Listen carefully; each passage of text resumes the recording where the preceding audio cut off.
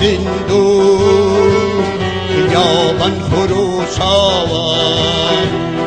هستا و زندون صدان دستولش پیکر رمزی سندجی کویلتی خیابان سنگر خیابان سنگر شدی خیت فنگو سری پل اندیش شدی خیت فنگو سری پل اندیش بزار چکونش بدایلم بزار چکونش بدایلم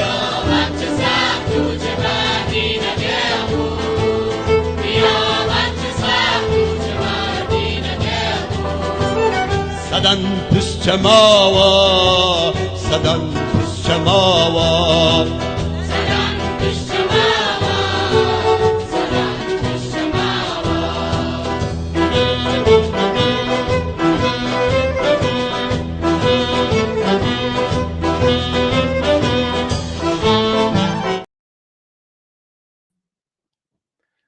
بەڵێ بینەرانی خۆشەویستی تەلەڤیزیۆنی کۆمەڵە سڵاوی گەرمی ئێمەتان پێشکەش بێت.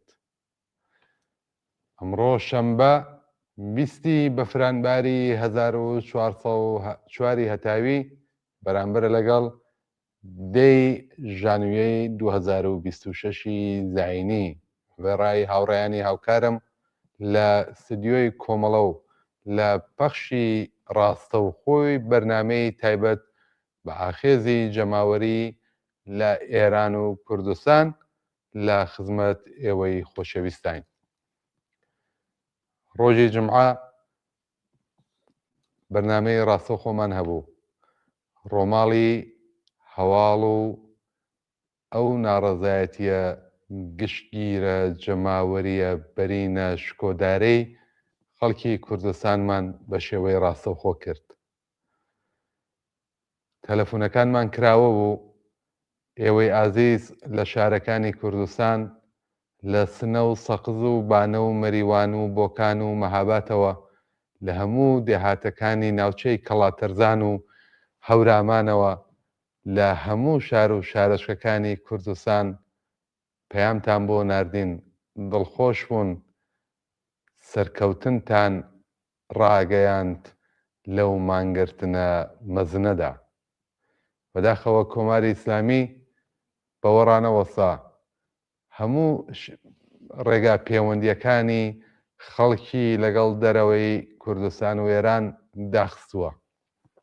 ئینتەرنێت و تەلەفۆنەکانی داخستووە. زۆر بنەماڵە نیگەرانن. زۆر کەس کە ئازیزانیان لە دەرەوەی وڵاتن نیگەرانی چارەنووسی منداڵەکان خاناوادەکان و دایک و باوکەکانن کە لێیان بێخەبەرن لەم دوو ڕۆژەدا. بەداخەوە کۆماری ئیسلامی پێی وایە لە ڕێگای تەقەکردنی ڕاستەوخۆ، لە ڕێگای زیندانکردن و بەدواداچوون، لە ڕێگای بریندارکردن و هەڕەشە و تۆقاندن و لە هەمووی ئەمانە گرنگتر لە ڕێگای داخستنی پەیوەندی نێوان خەڵک و لایەنە سیاسیەکان، نێوان خەڵک و هاوچارەنووسانیان لە دەرەوەی وڵات دەتوانێت بەر بەم تووڕەیی و ئاخێزە جەماوریە بگرێت. تایسێ نەیتوانیوە لانیکەم دوێنێ کە شەو جمعە سەرشەقامەکانی تەبرێز و کەرەج و تاران، سەرشەقامەکانی نێشابور و بەندەرعەباس و بژنورد و سنە و قوروە، کرماشان و ئیلام و مەلەکشایی و ئابدانان پێوتین کە ناتوانێت ڕێگەی نییە کۆماری ئیسلامی دەبێت بچێتە زبڵدانی مێژوو. خەڵک هاتوونەتە سەر شەقام و چیتر پاشەکشێ ناکەن. هەنگاو بە هەنگاو سانیە بە سانیە بە شوێن ئامانج و ئارەزوەکانیانەوەن. ویست و متاڵەباتی شۆڕشی ناتەواوی ژن ژیان ئازادی، ویست و خواستەکانیان دەبێت پێی بگەن، دەبێت بە سەرنجام بگات. ئاواتە وەدی نەهاتووەکانی ئەو سەردەمیان دەبێت وەدی بێت. بۆیە کە تا ئێستا شەقام چۆڵ نەبووە، کوچە و کۆڵانی شارە گەورەکانە و شارە بچووکەکان بەردەوام لە مانگرتندایە. زۆر بەداخەوە ئێمە تا ئێستا لە ئەو سەردەمەی کە ئەنتەرنێت و تەنانەت تەلەفۆنە ناوخۆیەکانیش داخراوە نەمانتوانیوە بەو شێوەی ڕۆژانی پێشتر ئاگامان لە وردەکاری هەواڵەکان بێت. بەڵام تا ئەو جێگەی ئیمکانمان بووە، تا ئەو جێگەی ڕێگەمان هەبووە هەوڵمانداوە ئاگاداری دۆخی ناوخۆی ئێران و کوردستان بین. ئەو هەواڵانێشی کە بە ئەستەم و بە زەحمەتێکی زۆر بەدەزێماگات پێمان دەڵێن کە ناڕەزایەتی بەردەوامە، خەبات بەردەوامە، تاکو ئەوەی کە باسم کرد خەڵک باویست و ئاواتەکانی خۆیەکە. ئەگەر لەبیرتان بێت لە ڕۆژی یەکەم باسمان لەوە کرد کە لە 290 نقطە لە 92 شار لە 27 پارێزگای ئێران ناڕەزایەتی بووە. ئەوەی دوێنێکە بڵاو بووەتەوە لە ناوەندەکانی هەواڵ لەلایەن ڕێکخراوەکانی مافی مرۆڤ بڵاو بووەتەوە بگەیشتوەتە 512 نقطە، یعنی لە 512 شوێن جۆراوجۆر خەڵک ڕژاونەتە سەر شەقام، دروشم متراوە، فەرمانداری و شوێنە حکومیەکان ئاور تێبەدراوە، بەسیج و شوێنی ئەوانەی کە تایبەت بە ئاخوندەکانن وەکو حەوزەی علمیەی قۆم لە شوێنە جۆراجۆرەکانی وەکو کاشان و کرمان و گورگان ئاگریان تێبەردراوە. هەر ئەمڕۆ لە کازرون و نەیشابور خەڵک لەسەر شەقام بوون، هێزە ئەمنیەتیەکان لە نەیشابور هاتوونەتە سەر جادە و بە بلنگۆ بانگەوازی خەڵکەکەن کە دوکان و بازاڕەکانیان بکەنەوە، چیتر نەچنە بەرەی ئاژاوە گێڕانێک کە لەم ڕۆژانەیە بۆتە وێردی سەرزبانی سەرانی سەربەدەسەڵات وەکو خامنەی و ئێژەیی و پزیشکیان و باقی کاربەدەستانی دەسەڵاتی کۆماری ئیسلامی. لە 512 نقطە لە 180 شار لە 31 پارێزگا، هەنی بڵێن ئێستا تەواوی پارێزگاکانی ئێران ئەوتان لە مانگرتن و لە ناڕەزایەتی بەرامبەر بە کۆماری ئیسلامی. لە مێژووی 40 ئەوەندە ساڵی دەسەڵاتی کۆماری ئیسلامی هەتا ئەمڕۆ بێوێ نەبووە ئەم جۆش و خرۆشی جەماوەری ناڕازی و ئەم بوێری و چاونەترسیە، ئەم هاتنە ئەم خواستە پاشەکشێ لێ نەکراوەی جەماوەر و سەرشەقام. کۆماری ئیسلامی بەڕاستی ئەمجار ترسی لێ نیشتووە، بۆ یەکە لە هەموو ئامرازێک بۆ یەکە خەڵک پاشەکشێ بکات کەڵک وەرەگرێت. هێشتاش دام و دەستگای سەرکوبی بەدەستەوەیە، هێشتا مخابرات و ئینتەرنێت و ئامرازەکانی پەیوەندی لە کۆنتڕۆڵی ئەودان، هێشتا دەم و دەستگای ئەمنیەتی و هێزە سەرکوتکەرەکان لەژێر دەسەڵاتی ئەو دەسەڵاتی کۆماری ئیسلامیدان و ئەو هیدایەتیانەکات بەرەو سەرکوب، بۆ یەکە تا ئێستا توانیوەتی لە دەسەڵات بمێنێتەوانێ. بەڵام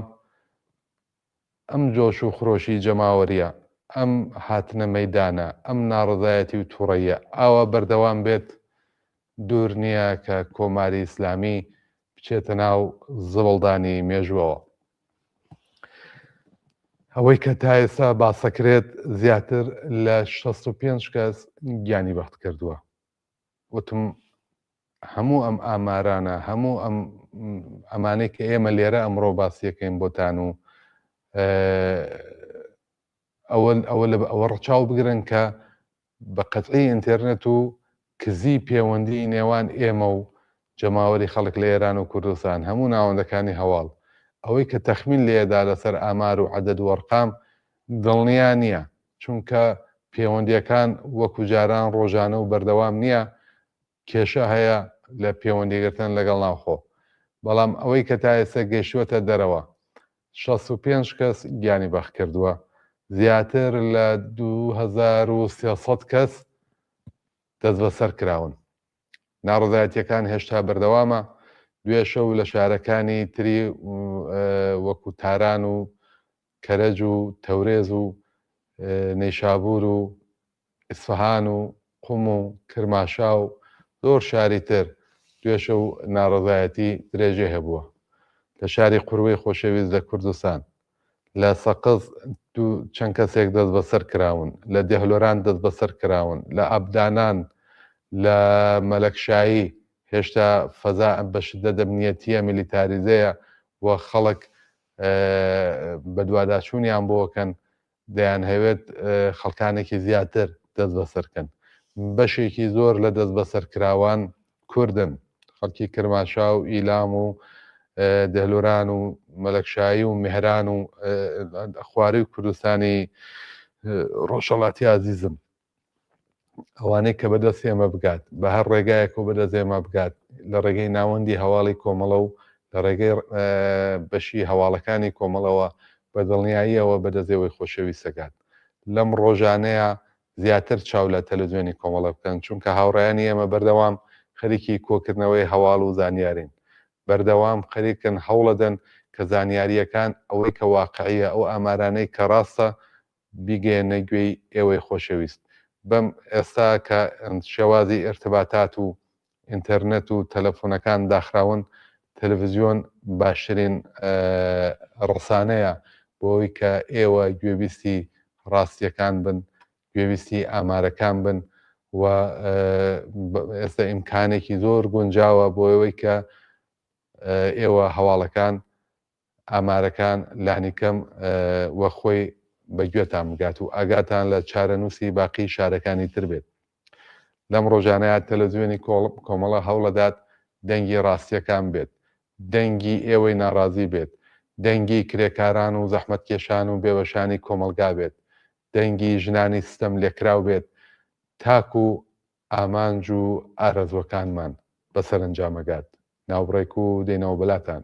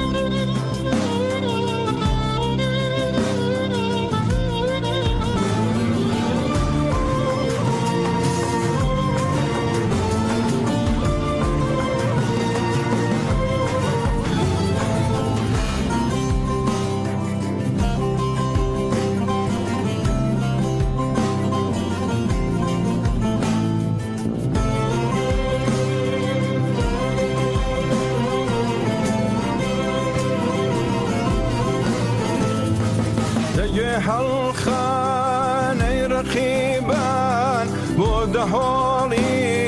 مەرگی خۆتان، خۆشیتان بێ تاڵیتان بێ مەرگە مەرگی هەر هەمووتان، خۆشیتان بێ تاڵیتان بێ مەرگە مەرگی هەر هەمووتان، خەیاڵ ناکەن لە دووکاڵی خومبەرەتان هەڵەی نێمە لە دەستۆفی تۆفی گەردان بە پایلانە هەڵەی نێمە لە دەستۆفی تۆفی گەردان بە پایلانە هەڵەی نێمە.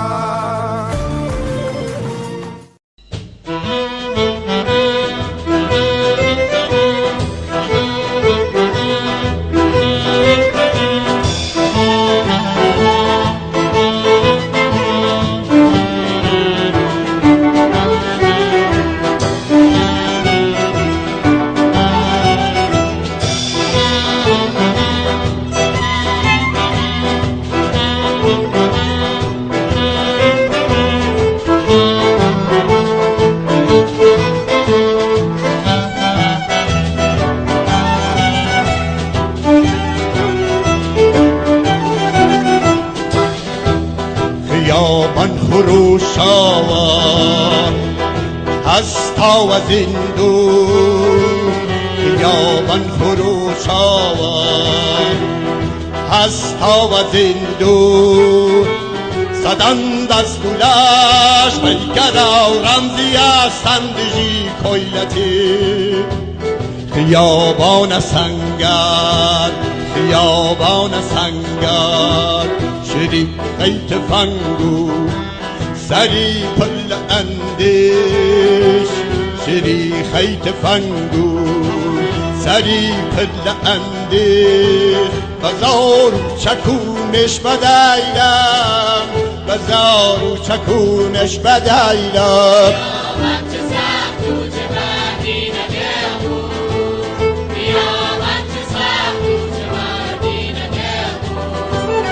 صدن پشت ماوا صدن پشت ماوا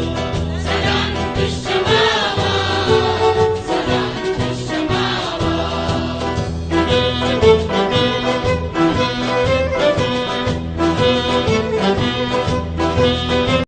سرهلدان جیانه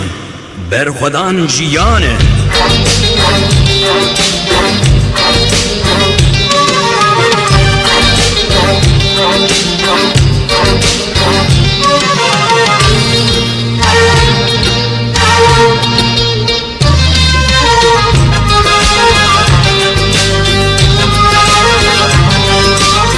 سرهلدان سری جیان هی برخودان نوازندان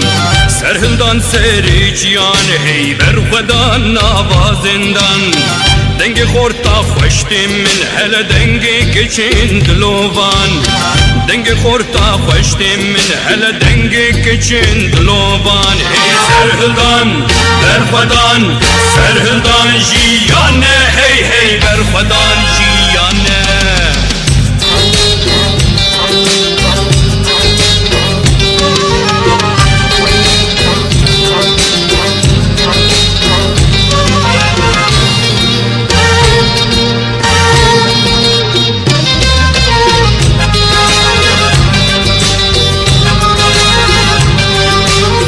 روستان کاری میه پیش بچون ارمان جامعه روستان کاری میه هی پیش بچون ارمان جامعه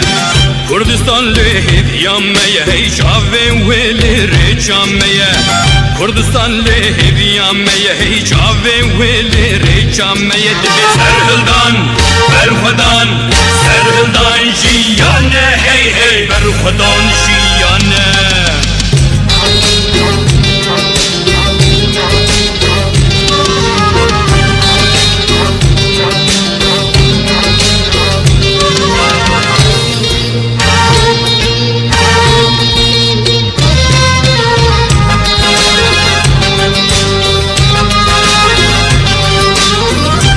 کار کرش کارستانی یه خوندوان دبستانی دنگ کار کرش کارستانی یه خوندوان دبستانی دنگ پشمرگش قادتی دنگ شهیدش گورستانی دنگ پشمرگش قادتی دنگ شهیدش گورستانی دبی سرهلدان برخودان سرهلدان جیانه هی هی برخودان جیانه سرهلدان جیانه برخودان جیانه سرهلدان جیانه برخودان جیانه سرهلدان جیانه برخودان جیانه سرهلدان جیانه برخودان جیانه سرهلدان جیانه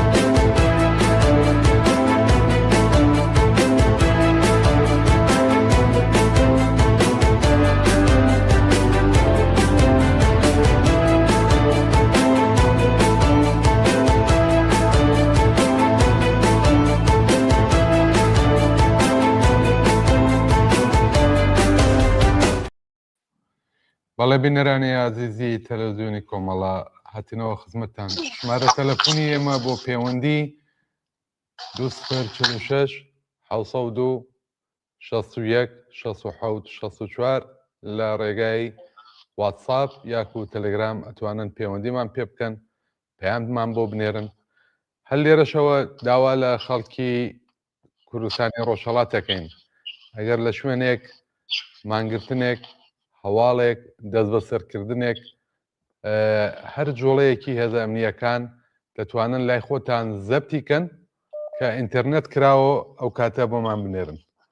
ئێستاش بینەرێکمان لەسەر خەتە بینەری خۆشەویست سڵاو لێ بێم کاتت باش فەرموو سڵاوەڵام کاتتان باش هاوڕێیان هیوادارم هەڵی هەمووتان باش بێ سپاس بۆیەوە کە ئەم بەنامەتان داناوە زۆر سپاس چۆن کارێکی بەجێگەیە ئەمە ئەوێتە نزیک 2 ڕۆژەکە هیچ خەتێک نەماوە لە شاری سنەوە لە ڕۆژهەڵاتە و ئێمە کە سوکارمان لە سنەیە و لەو تەگە و هاوڕێیانە نەماتوانین هیچ پەیوەندی بگرین و پڕ بەدڵ نگرانیان و هیوادارم کە حاڵی هەمویان باش بێت فقط پەیامێکم بوو بۆ بنەماڵم کە هیوادارم حاڵیان باش بێت پەیامێکیشم هەیە بۆ خەڵکی شاری سنە ڕایەگەینم ئێمە هاینە پشتیان و ئەزانم کە خەڵکی شاری سنە و ڕۆژهەڵات هیچ ترسیکیان نەماوە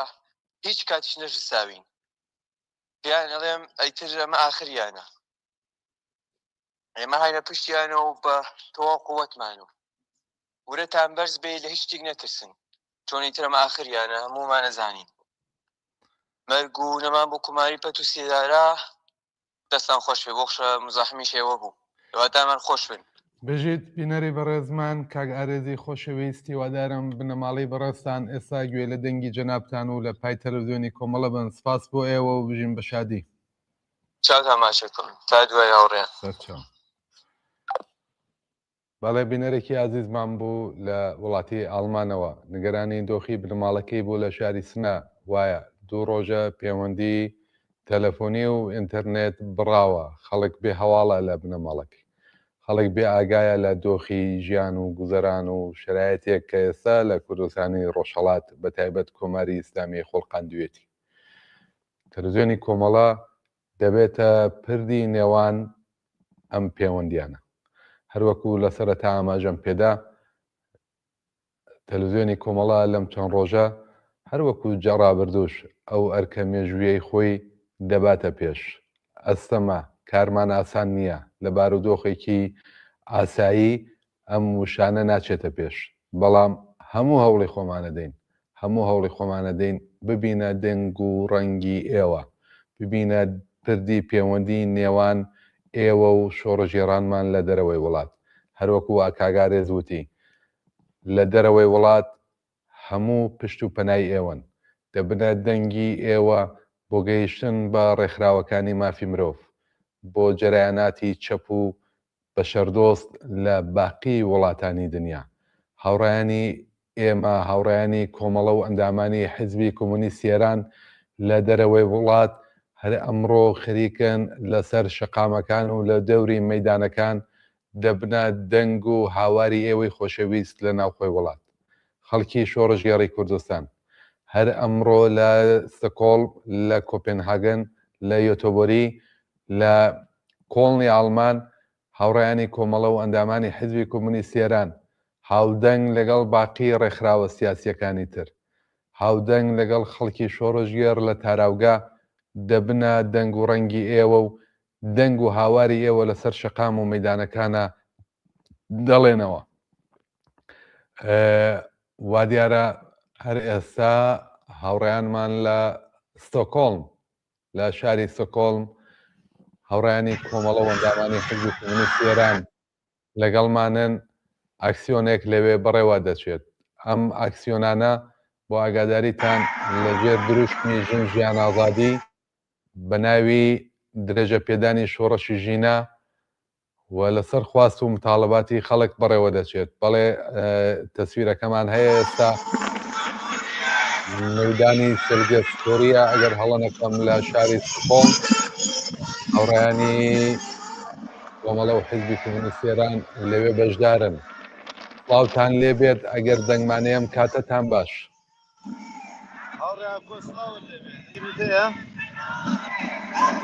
سڵاو لێبێ بەڵێ هاوڕە کامران سڵاو لێبێم کاتت باش گوێم لە دەستە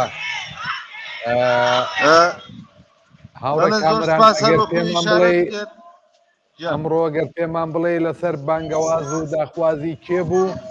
و ئاستی بەشداری خەڵکان لە شاری ستۆکهۆڵم چۆنە؟ بەڵێ هاوڕاکۆ ئەو حرەکەتی وا ئێستای بینی نەهادی ژنجیان ئازادی لە ستۆکهۆڵم کە پێکاتۆ لە مەجموعەیە لە ئەحزابی چاپ و ئەفرادی خۆشناوە مفرەدی سیاسی ئەم بانگەوازیان داوە و بۆ هەر وەکو بۆ خۆت ئاماژەت پێکرد بۆ پشتیوانی و باستابی دەنگی خەڵکی ئێران کە خەڵکی مبارزەیەک و نەخشانی سەحەیەکی نۆ لە تاریخی مبارزات لە ئێرانن. ئێمەش وەکو حزبی کۆمونیستی ئێران حەوزەی ستۆکهۆڵم تەبیعەتەن بە پێشوازی ئەم بانگەوازەوە هاتوین و هەر وەکو دەبینین ئێمەش لێرە شرکەتمان هەیە. ڕێژەکە وەکو دەیبینی ڕێژەیەکی کەم نییە لە چاو ئەوەی کە وەزی برودەتی هەوا لێرە یەکجار زۆر ئاستەمە و چەندها دەرەجە ژێر سفرە وەلی ئەو خەڵکە هەر وەکو دەیبینی هاتوون بۆی کە پشتیوانی خۆیان لە ئەو ئاخێزەی ناو ئێران دەرببڕن هاوڕاکە. بەڵێ هاوڕێ کامران وا دیارە لایەنەکانی زیانەوێت وتار و پەیام خوێندنەوانێ ئەگەر مەجالت هەبوو بە وەزیەتەوە کازانم بۆ تۆژ ئاسان نییە لەوێ ئەگەر ئیمکان هەبوو لە کاتی خوێندنەوەی پەیامەکانە بەڵکو بتوانیت بۆمان بڵاو بکەیتەوە ئێمە بتوانین ڕاستەوخۆ لە تەلەڤیزیۆنی کۆمەڵەوە بیگەێنین چونکە بەڕاستی ئێستا تەنیا پردێکی ئێرتباتی نێوان ئێوە و ئێمە و خەڵکی کوردستان لە ڕۆژهەڵات تەلەڤیزیۆن و کاناڵە تەلەڤیزیۆنیەکانە لەوانە کۆمەڵە تێوێ بۆیە ئەگەر ئیمکانی هەبێت ئەو پەیامانە بڵاوی بکەینەوە بۆی خەڵک لە ناوخۆی وڵات بزانن کە تەنیانین و جەماوەر لە دەرەوەی وڵات لە پشتیانێن و دەبنە دەنگ و هاواری ئەوان لە سەر شەقام و مەیدانەکانی وڵاتانی جۆرا و جۆر لە ئاسی دنیادا. ئەوەندە عەرز بکەم لە خزمەت و بینەرانی کۆمەڵە تێوێ کە تیمێکی فیلمبەرداری ئێمە لە خوارەوە خەریکی ئەو کارەیەوە حتمما ڕپۆرتاژێکی تێروتسەر لەو حرەکەتە دواتر دەنێزێتە کۆمەڵە تێوێ و دەتوانم بڵاویکەنەوە فقط ئەوەندە بڵێم بۆ ئاگاداری بینەران تا ئێستا شعارەکان و وتارەکان بە سەرنگونی تەواوی ڕژیمی جمهوری ئیسلامی قسەی لێکراوە و لە پشتیوانی کولی تەواوی ئەحترازات لە ئێران و هەمچنین لە ستایشی احتسابی بێوێنەی کوردستان کە پێشەمبە هەمان بوو و لە هەمووی مهمتر ئەوەیە کە شعاری دژی هەر نوع ئالتەرناتیڤ سازی لە بە هەر ناوێک بە هەر شکلێک دراوە و لەگەڵ هەر نوع دیکتاتۆرێتێک ئەو خەڵکە مخالفن دەیانەوێ دەنگی ئەوەش بن ئەوە ویستم با لێرە ئاگادار بن کە سەرکۆی قسەکان تا ئێرە ئەوەیە حتمما بەسەر چاو ڕپۆرتاژێکی تێرەتەسەل و ئەگەر بکرێن ناوە ناوە دێمەوە خزمەتتان حتمما لە خزمەتە بن. زۆر سپاسەکەم هاوڕێ خۆشەویست بەڵام ئێستا من چاوم لە ڕاگەیانەکە کرد کە ئەو ئافیشەی کەەوە بڵاوتان کردوێتەوە پێشتر بۆی خەڵک بەشداری ئەو ئاکسیۆنە بێ ناوی هەندێک کەسایەتی و لایەنی سیاسی هاتووە کە لەوێ بەشدار بن خۆت ئەزانی عادەتەن لە دەرەوەی وڵات لە زۆر کۆبوونەوە و کۆڕی ئاوا هەروەکو ناوخۆ هەروەکەوەی کە لە ناوخۆ ڕوەداد لە تەجەموعێکی هەزاران کەسی و ملیۆن کەسی چەند کەسێک پەیابن دروشمی سەڵتەنەت خوازیە دەن بە عەلەمێکی سەڵتەنەت هەڵەدەنەوە و کەناڵەکانی سەر ئەوان زیاتر ئەو چەند کەسە بۆڵ دەکەنەوە بۆی کە بڵێن ئەم جەماوەرە لەم بەرەیان و بۆیە کە هاتوونەتە سەر شەقام هەر ئەم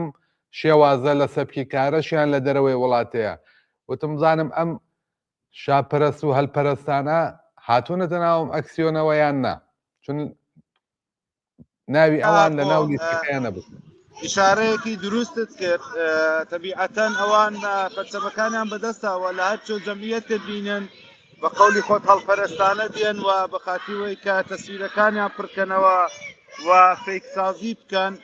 دێن پەرچەمەکانیان هەڵدەدەن لێرە لە ئیبتداوە ئێستا نایبینم وا دیارە ڕۆشتون دوسێ پەرچەممان بینی وەلی بە شعارهایە کە دەرجا لە تەرەف حازریندا مارگبار ستەمگار چەشاو باشەی چڕاهبار و لەو نوع شعارانە یافە کوردستان گۆرستانی فاشیستان ئەمانە پەرچەمەکان کۆ کردەوە و نەیانتوانی بڕۆنە پێش ئێستا ئەگەر بەڵێ وا دیارە بە تۆری کولی لەو سەحنەدا نەماوە لێرە جێگای نە شاپەرستە نە هەڵپەرست. زۆر سپاس دەکەم هاوڕێ کامران ئەگەر توانیت و نزیک بوویتەوە یا لە هاوڕێیانی و بەشیتری هاوکارت لەو ناوە ئەگەر بەش لەو لایەنە سیاسیانە ویسیان پەیامەکانیان بخوێنینەوە خۆشحاڵە بین کە بگا بە دەستی ئێمە و ئێمەش بیگەێنینە دەست بینەران. زۆر سپاس بۆ زەحمەتەکانت هەر لەگەڵمان بمێنەرەوە دێنەوە بەلات. زۆر باشە زۆر سپاس بۆ ئێوەش و زەحمەتەکانی ئێوەش. سپاس بۆ تۆش ماندوو نەبی.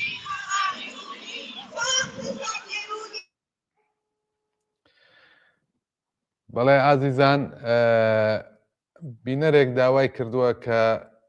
بێتە سەرخەت ئەم بینەرەمان ئەم کاتت باش بینەری خۆشەوی زەگەی گوێ لە دەنگمانە فەرموو. هەموو کاتێکتان باش سلااو و ڕێز بۆ کۆمەڵە تێوی بۆ هەموو بەشەکانی کۆمەڵە بۆ سلااو و ڕێز بۆ خەڵکی کوردستان و بۆ هەموو خەڵکی ئێران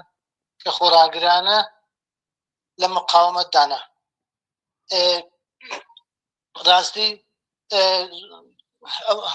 وازیاتەکە دەزانین کە چۆنە بێ ئینترنێتی و بێخەت دیارە بەشێکە لە ژیانی ئەوڕۆ و لە ارتیباتات لەگەڵ دەرەوە و لەگەڵ ناوە و لەگەڵ ناوەخۆ و دەتوانێت زۆر کاریگەر بێ. بەڵام بەخۆشیەوە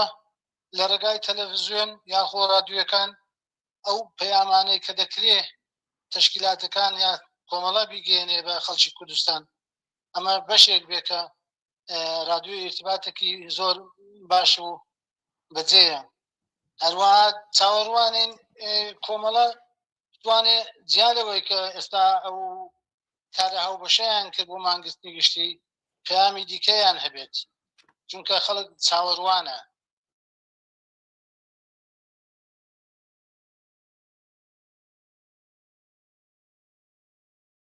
بەڵام هەر ئەو بەشە نییە یعنی دەنگەکە دەڕوا خەڵک دەزانێت لە کوردستان چ دەگوزارێەوە لە باقی شارەکانی دیکەی ئێران چ دەگوزاری دەنگێک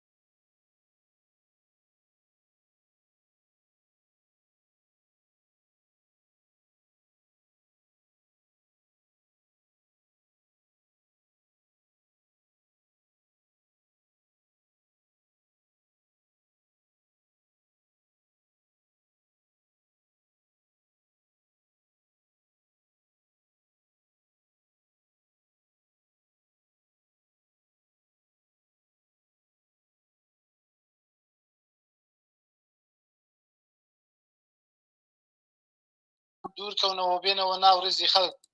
بە هەر شێوەیە بکە هەر ڕێزی شێک لە نێو حکوومەتدا ڕوو بدا ئەمە زەبەیەکی گەورەیە بۆ جمهوری ئیسلامی و هیوادارین کە چاوەڕوانین کە کۆمەڵە بتوانێ زیاتر ئەو احترازاتانە ئەو شۆڕشە هیدایەت بکە لە هەر ڕێگایەکەوە کە دەکرێت. سپاس دەکەم بینەری خۆشەویست ئەگەر هەڵە نەبم کاک قادری چیانەی عزیز بوو قادریان سپاس خۆشحاڵم ڕێز و سلااو چاوت ماز دەکەم ڕێز و سلااو بۆ هەموو بەشەکان و سلااو و ڕێز بۆ خەڵکی خۆراگور و تێکۆشەر. سلااو بۆ تۆش کاک قادری عزیز ڕاوم هەیە بۆ باقی هاوڕێیان ماڵداوە سپاس بۆی هاتیتە سەرخەت.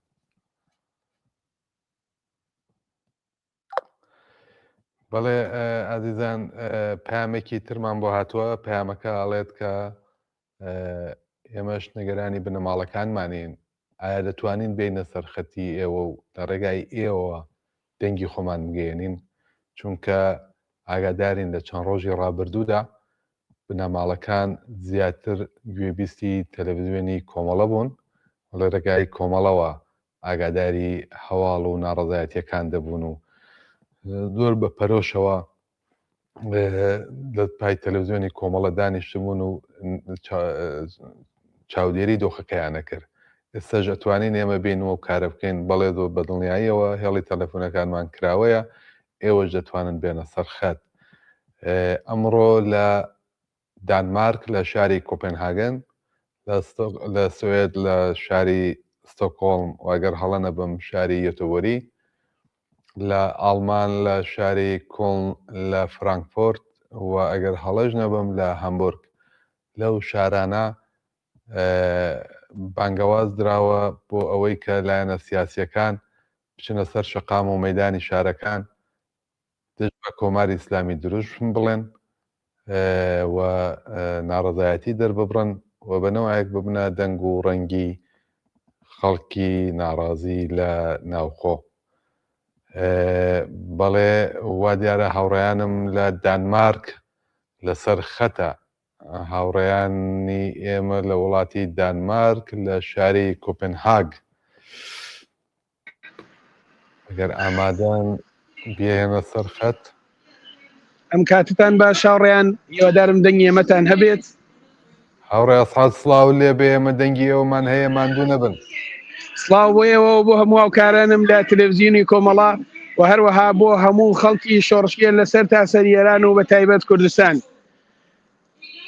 بڵاو لێ بێ کاک ئەسعاد بانگەوازێکتان بڵاو کردبووە دیارەوە دیارە ئەم بانگەوازە هاودەنگ بووە لەگەڵ باقی وڵاتانی تری دەرەوەی ئێران یا دەرەوەی وڵات لەسەر ناوی دروشمی ژن ئازادی یا درێژکراوەی شۆڕشی ژینە کام لایەنەکان بەشدار بوون و ئاستی بەشداری خەڵکان لەو ئەکسیۆنەی ئەمڕۆ لە وڵاتی دانمارک چۆنە؟ ئەمڕۆ لە شاری کۆپنهاگ پایتەختی دانمارک وەک ئەیبینن ژمارەیەکی بەرچاو لە خەڵکی دانیشتوو لەم شارە هاتوون و ئەوە ئێمە تازە ڕێوڕسمەکەمانمان دەست پێ کردووە تەزاوراتەکەمان خەڵکانێکی تر بەڕێگاون لەسەر بانگەوازی ئەحزابی بەشداربوو لە ناوەندی دیالۆگ و هەروە کۆمیتەی دفاع لە زیندانیانی سیاسی و حیزبی مەردمی بەلوچستان و بە پشتیوانی چەندین لایەنی سیاسی دانمارکی کە ئەمڕۆ لێرە پەیام پێشکەش ئەکەن یەکێ لەوانە کە لە لایەن بەهێزترین یان سەرکەوتووترین حیزبی چەپ لە دانمارکەکە هێستلیستنە ئەمڕۆ لێرە لە کۆپنهاگە ببەخشن لە حیزبی هێستلیستنە ئەمڕۆ لێرە سخەنڕانیەکە هەروەها لەلایەن حیزبی سۆسیال دموکراتی ئەم وڵاتە و نوێنەر بەشدارە بەڵام گرنگترین چت بۆ ئێمە بەشداری ئەو ژمارە لە خەڵکێکە کە ئەمڕۆ هاتوون بە دروشمهایە کە لەسەر شەقامەکانی ئێران و کوردستان بۆ بەرانبەرکی لەگەڵ ئەم ڕژیمە جنایەتکارە ئەدرێت بەشدارن. ئەمان ئەمڕۆ بە دروشمی ژن ژیان ئازادی بە دروشمی مەرگبەر ستەمگەر چەشا باشێ چە ڕەهبەر و بە دروشمهایەکە هاوکارم موحید ئەیگوازێتەوە بۆتان ئەبینن کە بەشداری پشتیوانی لە خەڵکن. ئەمڕۆ گەر کۆماری ئیسلامی ئینتەرنێتی لە خەڵک لە کوردستان و ئێران قەتع کردووە دەنگی ئەوان لە ناوەندە گەورەکانی شارەکانی مەراکزی شارەکانی ئەوروپا بەرز ئەبێتەوە و ئێمە دەنگی ئەوان بە هەموو زمانێک بە شەقامی دەرەوە ڕاگەینین و ئەڵێن کە ئێمە پشتیوانی ئەوانین. ئێستا داوا لە هاوڕێم موحید دەکەم ئەگەر ئێوە مەجالتان هەبێت کە چەند بەشێک لەو خۆپیشاندانە بگوازێتەوە بۆتان کە ئێمە تێدا بەشدارین وەکو تەشکیلاتی دەرەوەی حیزبی کۆمونیستی ئێران و هەروەها وەکو کۆمەڵە بەشدارین لێرە کە لە درێژە ئەتوانن بینەری چەند بەشێک لەو ئاکسیۆنە بن. دڵنیام بەڵێ زۆر خۆشحاڵیژە بە مسڵاو ڕێزی ئەمەش بە هاوڕێ وحید بگەێنە ئەگەر لە ناو پەیامەکان کە ئەخوێنرێتەوە لایانی ئێمە کەسێک بوو پێیان خوێنێتەوە یا باقی لایەنەکانی تریش ئێمە کاتمان نەبێت بۆ بڵاوکردنەوەی پەیامەکان. زۆر باش. ئەزانم هەوا ساردە و عەزیەتە بن، بەڵام ئەگەر توانیتان حتمما هەر بەشێکتان پێخۆش بوو ئێمە ئامادەین بۆتان بڵاو بکەینەوە. بەڵێ زۆر سپاس. حتمما بەدوای ئەو پەیامە کە پەیامی ناوەندی دیالۆگە بە زمانی دانمارکی ئێستا ئەخوێندێتەوە، بەدوای ئەوە ئێمە وەکو بەڕێوەبەری ئەم ڕێوڕەسمە یان یەکی لە بەڕێوەبەرەکانی ئەم ڕێوڕەسمە قسەکەین و حتمما هاوڕێم وحید بۆتان یەگۆزێتەوە لە چەند دقیقەیەکە. من بەهۆیەوەی کە دەبێ بڕۆمە ناو ئاکسیۆنەکە و ئێستا بەجێتان نەهێڵم و لە درێژە حتمما هەم ئێوە هەم بینەرانەمان بینن. سەرنجتان بۆ بینین ئاکسیۆنەکە ڕاکێشم.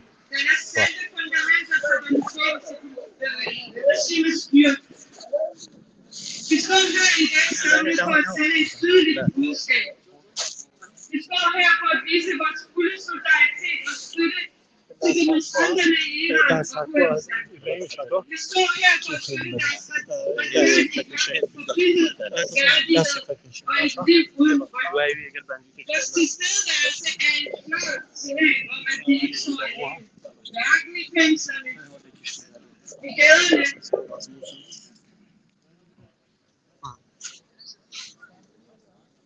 samtidig er det et og alvorligt appel til verdenssamfundet,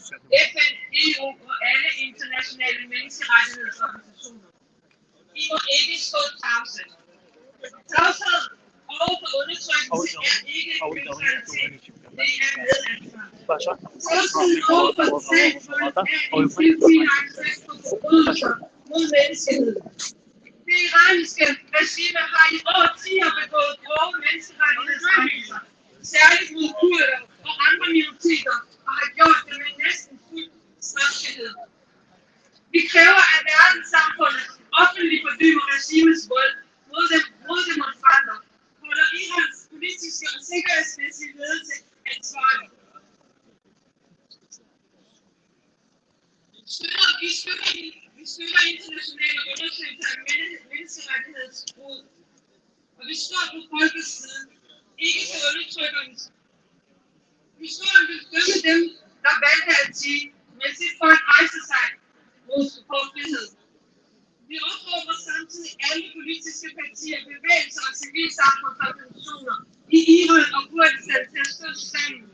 tage en klar og modig holdning mod regimets forbrydelser og tilslutte sig denne fælles appel. Gennem enhed og solidaritet kan undertrykkelsen brydes. Længe leve solidaritet og enhed blandt Kurdistans retfærdighedsfulde folk. Længe leve det modige folk i Kurdistan og Løsland. Længe leve kampen for frihed i Iran, ned med den islamiske regimes undertrykkelse. Tak.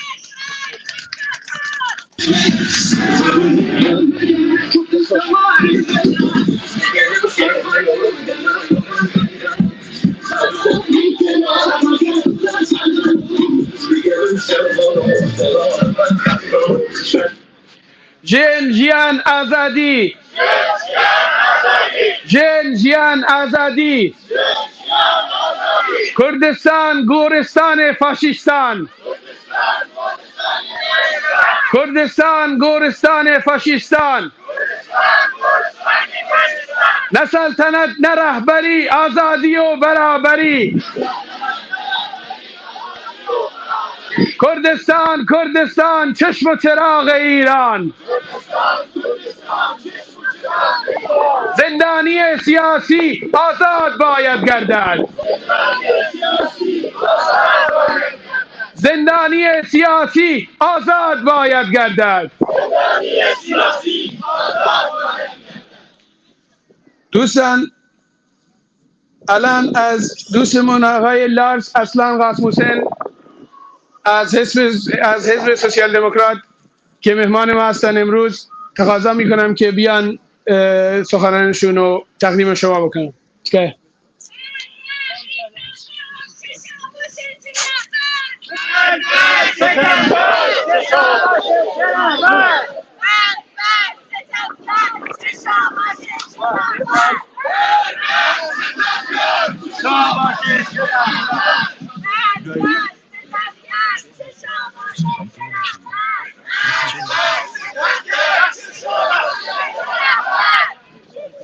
باس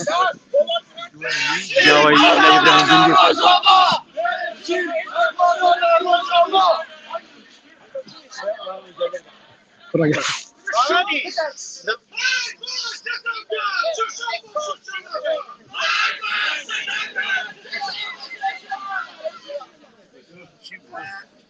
Tak for ordet. Jeg vil bare lige sende en hilsen til alle sammen, som er kommet herude i kulden til kampen mod det iranske præstestyre.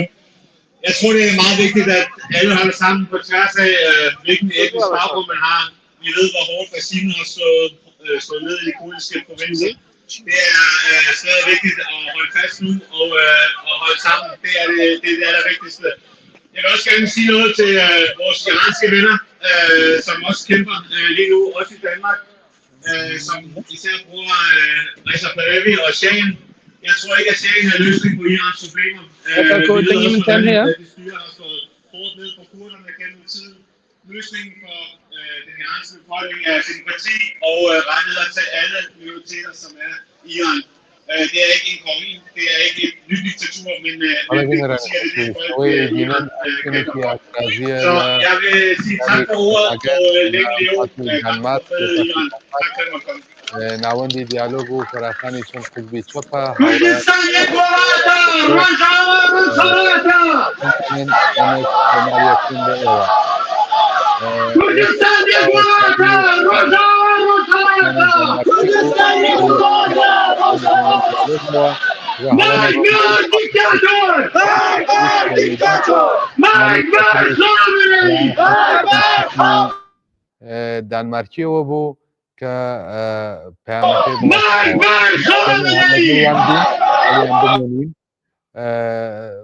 تەسویرەکان بڵاو بکەینەوە ئەگەر هەڵە بم شاری کۆمەڵی ئەڵمانیش لە شاری ستۆکۆڵم لە وڵاتی سوێدیش لەوێش هەر هاوڕێیانی ئێمە لەسەر شەقام و لە دەوری مەیانەکانن خەریکن ئاکسیۆن بەڕێوە بن ئاعترازەکەن دژ بە سەرکوت و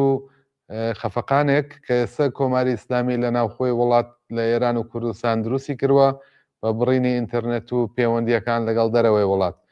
ئەم ئازیزانەی ئێمە هەوڵەدەن کە ببنە دەنگ و ڕنگ و هاواری ناڕازیانی ئێران و کوردستان لە دەرەوەی وڵات. یانێکمان هەر لە سەری ئەگەر بزانین ئەم ئازیزەکە خەریکە و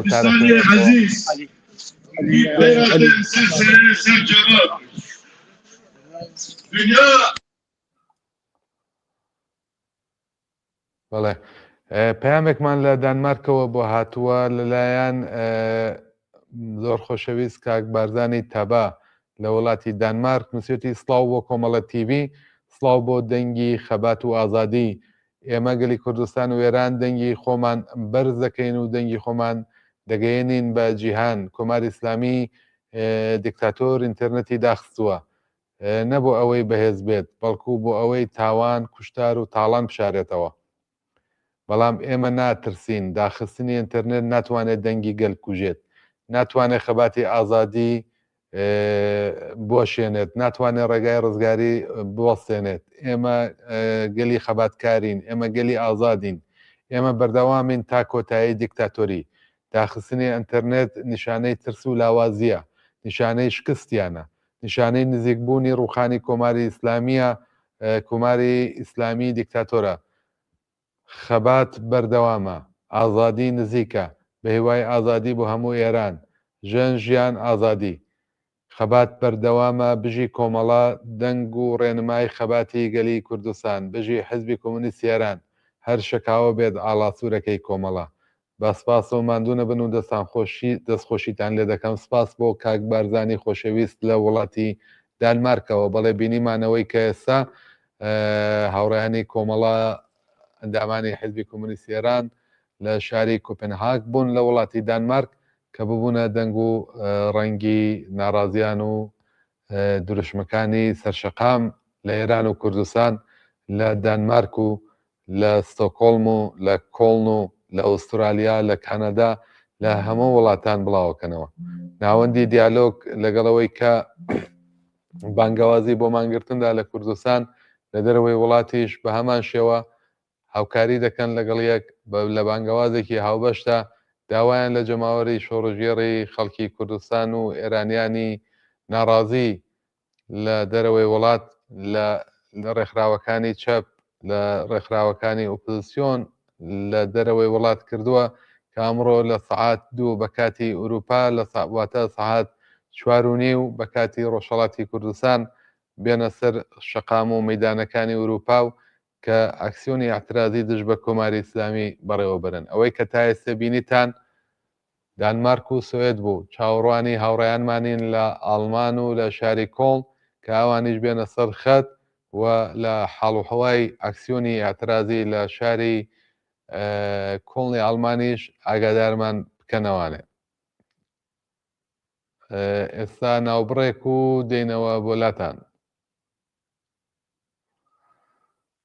ایرانیان خارج از کشور، امروز شما در شهرهای گوناگون در خارج به میدان آمدید تا صدای معترضین داخل باشید. درود بر همت شما به بقیه ایرانیانی که فرصت حضور در گرد همایی شما را نداشتند یادآوری کنید در چنین لحظه‌ای سکوت ما در خارج به زیان آنان در داخل است. شما می‌دانید که خیزش دیماه 1404 در ایران تنها یک اعتراض نیست. فریاد نان، کار، آزادی مردمی است که با دست خالی در برابر سرکوب ایستادند و ادامه دار خواهد بود. بنابراین همبستگی باید گسترده، علنی و پیگیرانه باشد. تجمع‌های پرشمار و همزمان در شهرهای مختلف جهان، حضور در برابر سفارتخانه‌ها و نهادهای رسمی رژیم، رساندن صدای معترضان به اتحادیه‌ها، رسانه‌ها و افکار عمومی، پیوند با جنبش‌های کارگری، دانشجویی و مدنی کشور محل زندگی، سازمان دادن انواع کمک‌های ممکن. این همبستگی فقط نمادین نیست، سپر سیاسی معترضان داخل است در برابر سرکوب، دروغ و انزوا.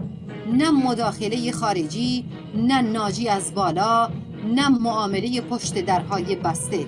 تنها اتکای انقلابیون و معترضین داخل به نیروی مردم و همبستگی جهانی از پایین است، نه دولت‌ها. لازم است اعتراضات در خیابان‌های ایران به خیابان‌های برلین، پاریس،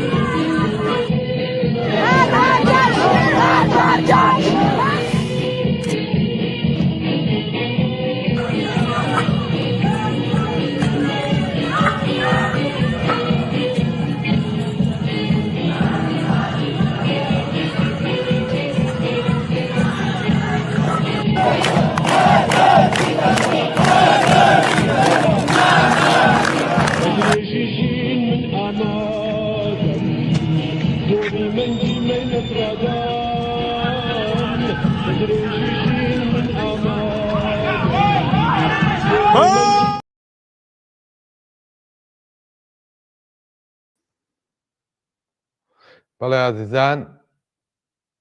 لەگەڵتانین بۆ درێژە پێدانی بەرنامەی ڕاستەوخۆ لە تەلەڤیزیۆنی کۆمەڵەوە. تەلەفۆنەکەمان کراوەیە 2046 602 61 67 64 لە ڕێگای واتساپ تەلەگرام پەیوەندیمان پێوە بکەن، پەیام و گزارشەکانتانمان بۆ بنێرن، بە تایبەت لەو عزیزانی کە ئێستا لە دەرەوەی وڵاتن، ئێستا لە سەر مەیدان و شەقامەکانی وڵاتانی جۆراوجۆری دنیا خەریکی ئاکسیۆنی ئاعترازی بەڕێوە دەبن. تا ئێستا هەوڵماندا سوێد و دانمارک بە شێوەی ڕاستەوخۆ بە هاوکاری هاوکارانم لەو دوو وڵاتە بێنینە سەر هێڵی تەلەڤیزیۆن و راپۆرتێک لە ئەکسیۆنەکانی ئەوان بڵاو بکەینەوە. ئەگەر هەڵە نەبم هاوڕێیانم لە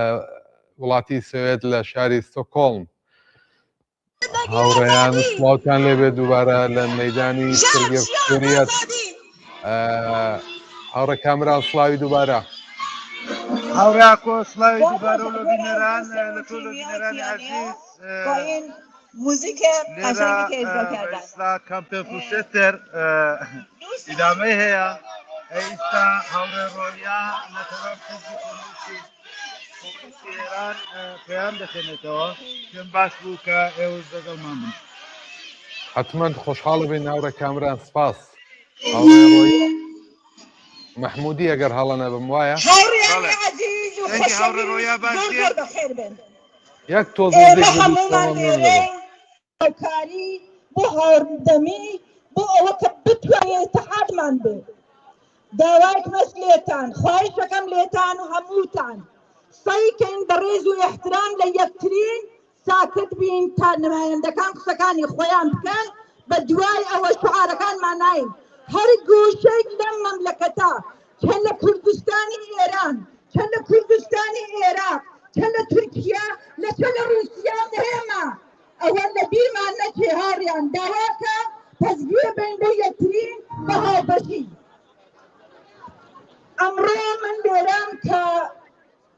پەیامی حیزبی کۆمونیستی ئێران لە حەوزەی ستۆکهۆلم و وێستماڵاندا بڵم هیوادارم هاوکاری کەن و ساکت بژی کوردستان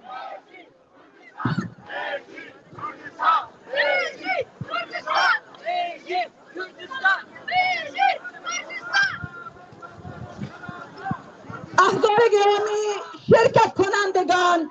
در این اکسیون و هاریان عزیزان احضار گرامی شرکت کنندگان در این اکسیون و گرد همایی رفقا مردم ایران در یکی از سرنوشت سازترین لحظات تاریخ خود ایستاده اند خیزش سراسری علیه جمهوری اسلامی پاسخ به ده‌ها سرکوب فقر تبعیض و زنستیزی است این اعتراضات مقطعی نیست اراده مردمی است که دیگر حاضر نیستند زیر سلطه رژیم جنایتکار و فاسد زندگی کنند شعار زن زندگی آزادی قلب این انقلاب است زن ستیزی و آپارتاید جنسیتی ستونهای اساسی جمهوری اسلامی اند حضور پیشرو زنان این خیزش را به انقلابی واقعی تبدیل کردند بدون آزادی زنان این انقلاب نه پیروز می شود و نه معنا دارد اعتراضات از مطالبات معیشتی آغاز شد اما به سرعت به مبارزه علیه کل حکومت گسترش یافت کارگران زنان جوانان ملت‌های تحت ستم و حاشیه‌نشینان در صف مقدمند و شعار سرنگون در سراسر ایران تنین انگیز است جمهوری اسلامی اصلاح پذیر نیست این رژیم تنها با سرکوب زندان کشتار زنده مانده و باید سرنگون شود همکنون حکومت با قطع اینترنت میکوشد صدای مردم را خاموش کند این زنگ خطر شدید سرکوب است در همین حال سلطنت طلبان و نیروهای ارتجاعی میکوشند انقلاب را مصادره کنند و استبداد گذشته را سفید کنند آنها دشمن آزادی و برابری اند و علیه این انقلاب عمل میکنند وظیفه ما در خارج از کشور باید ضمن شکستن سکوت افشای سرکوب و تقویت همبستگی بین المللی از مبارزات زنان کارگران و ستم دیدگان و از انقلاب زن زندگی تا پیروزی نهایی حمایت کنیم مرد بر جمهوری اسلامی پیروز باد خیزش انقلابی مردم ایران ژن ژیان ئازادی ژن ژیان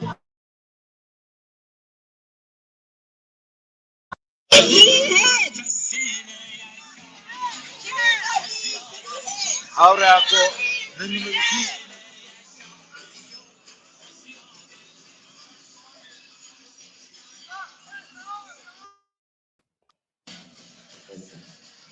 هاورە کامران گوێمان لە دەنگتە فەرموو. هاورا فقط ویستم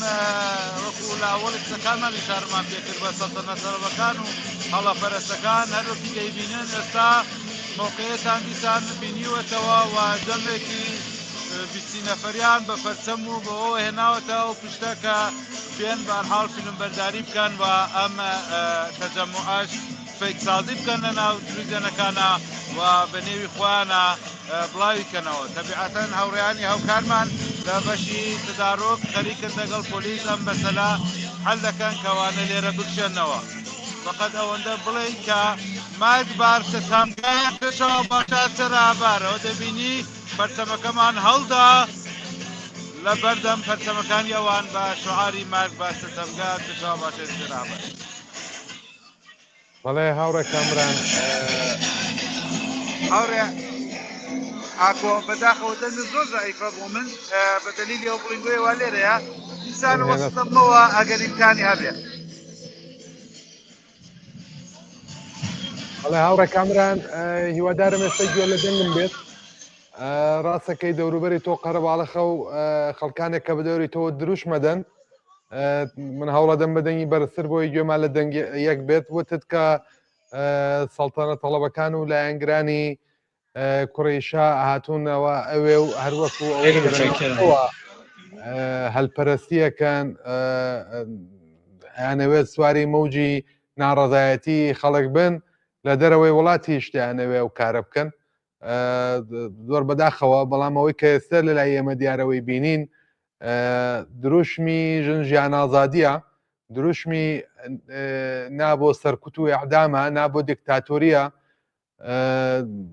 دروشمی یەکسانی خوازیە ئەوانەی کە لە لای ئێمەوە گرنگن ئەوە خەڵکیش ئەیبینن چ لە سەر شەقام چ لە دەرەوەی وڵات ئەو ڕاستیەیە کە هێزی ڕاستەقینەی ناڕازی سەرشەقام جەماوەری کرێکاران و زەحمەتکێشان و بێبەشان و میلەتەکانی تەحتی ستەمە لە ئێران ئەوانەیش تەبعەن بە ئسپانسەر و پشتیوانی جەناحای ڕاستی توندڕە و لە ئاسی دنیا و کاناڵ و مێدیاکان کە لە ئەختیاریانەیە یانەوێت ئەو بەشەکەمەی کە واقعیەتێکە و هەیە و سەر بەوان و قازانجی مادیان لە گەڕانەوەی ئەوانە بەدەسەڵات زیاتر بۆڵدیەکەنەوە مەترەحیانەکەن بەڵام ئەوەی کە لە واقعا دەیبینن جەماوەرێکی زیاتر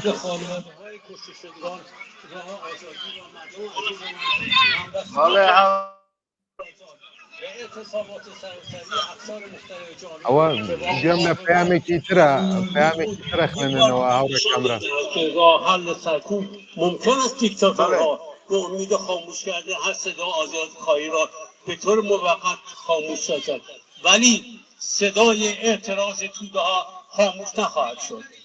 پلتفرم سندیکاهای کارگری خواستار یک اتحاد فراگیر و سازمان یافته تمام نیروهای سیاسی، صنفی، سندیکایی، مدنی، زنان، معلمان، دانشجویان و نهادینین تمام افراد تحت سلام در خاموش کردن و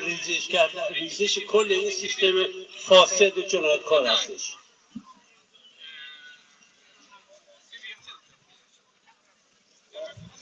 رفقا دوستان همانطور که گفتم مقاومت تنها یک نماد نیست بلکه یک مسیر عملی است. چشمانداز ما همان ایرانی آزاد دموکراتیک که در آن قدرت موروثی نباشد، حقوق زنان، آزادی حق تفکر و بیان، حقوق اقلیت‌ها و اتنیک‌ها، تشکل‌های مستقل کارگران و امنیت فردی اجتماعی تحصیل نهادینه شده شود. هیچ نیروی توان ایستادگی در برابر مردم متحد و طبقه متحد کارگری را ندارد. اتحاد، مبارزه، پیروزی. پلتفرم سندیکاهای کارگری خواستار آزادی بدون قید و شرط کلیه فعالان کارگری سیاسی مدنی زنان دستگیر شدگان اخیر و لغو کلی احکام اعدام صادر شده است. ما از طرف من همینجور باید بگم که حزب سوسیال دموکرات ها، حزب چپ، حزب سبز حمایت خودشون را اعلام کردن و ما سعی میکنیم که در آینده خیلی نزدیک یک همایش با همکاری تمام سندیکاهای کارگری سوئد و جنبش کارگری سوئد انجام بدیم، چون مردم ایران الان تقاضای اتحاد همبستگی نه در حرف بلکه در عمل را دارند و همین جهت بذاریم با اتحاد با همدیگه این مبارزه رو به پیش ببریم. درود بر مردم مبارز ایران. مرسی. زنجیان آزادی، زنجیان آزادی.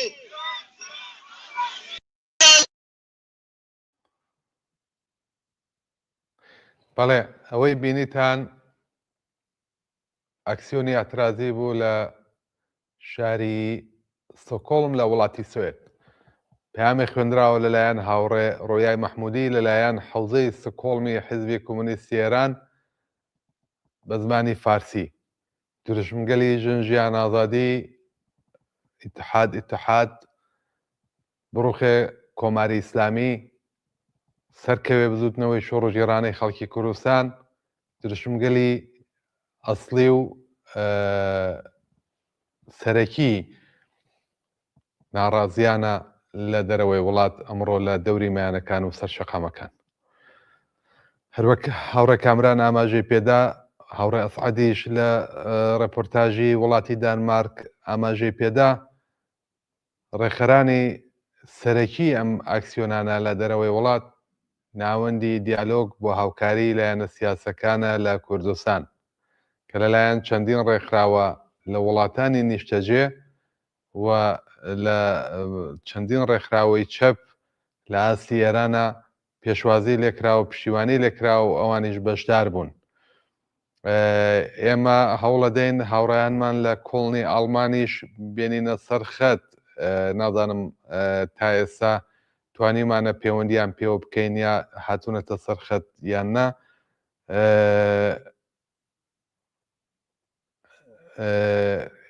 چەندانە بینەر پەیامیان بۆ ناردوین،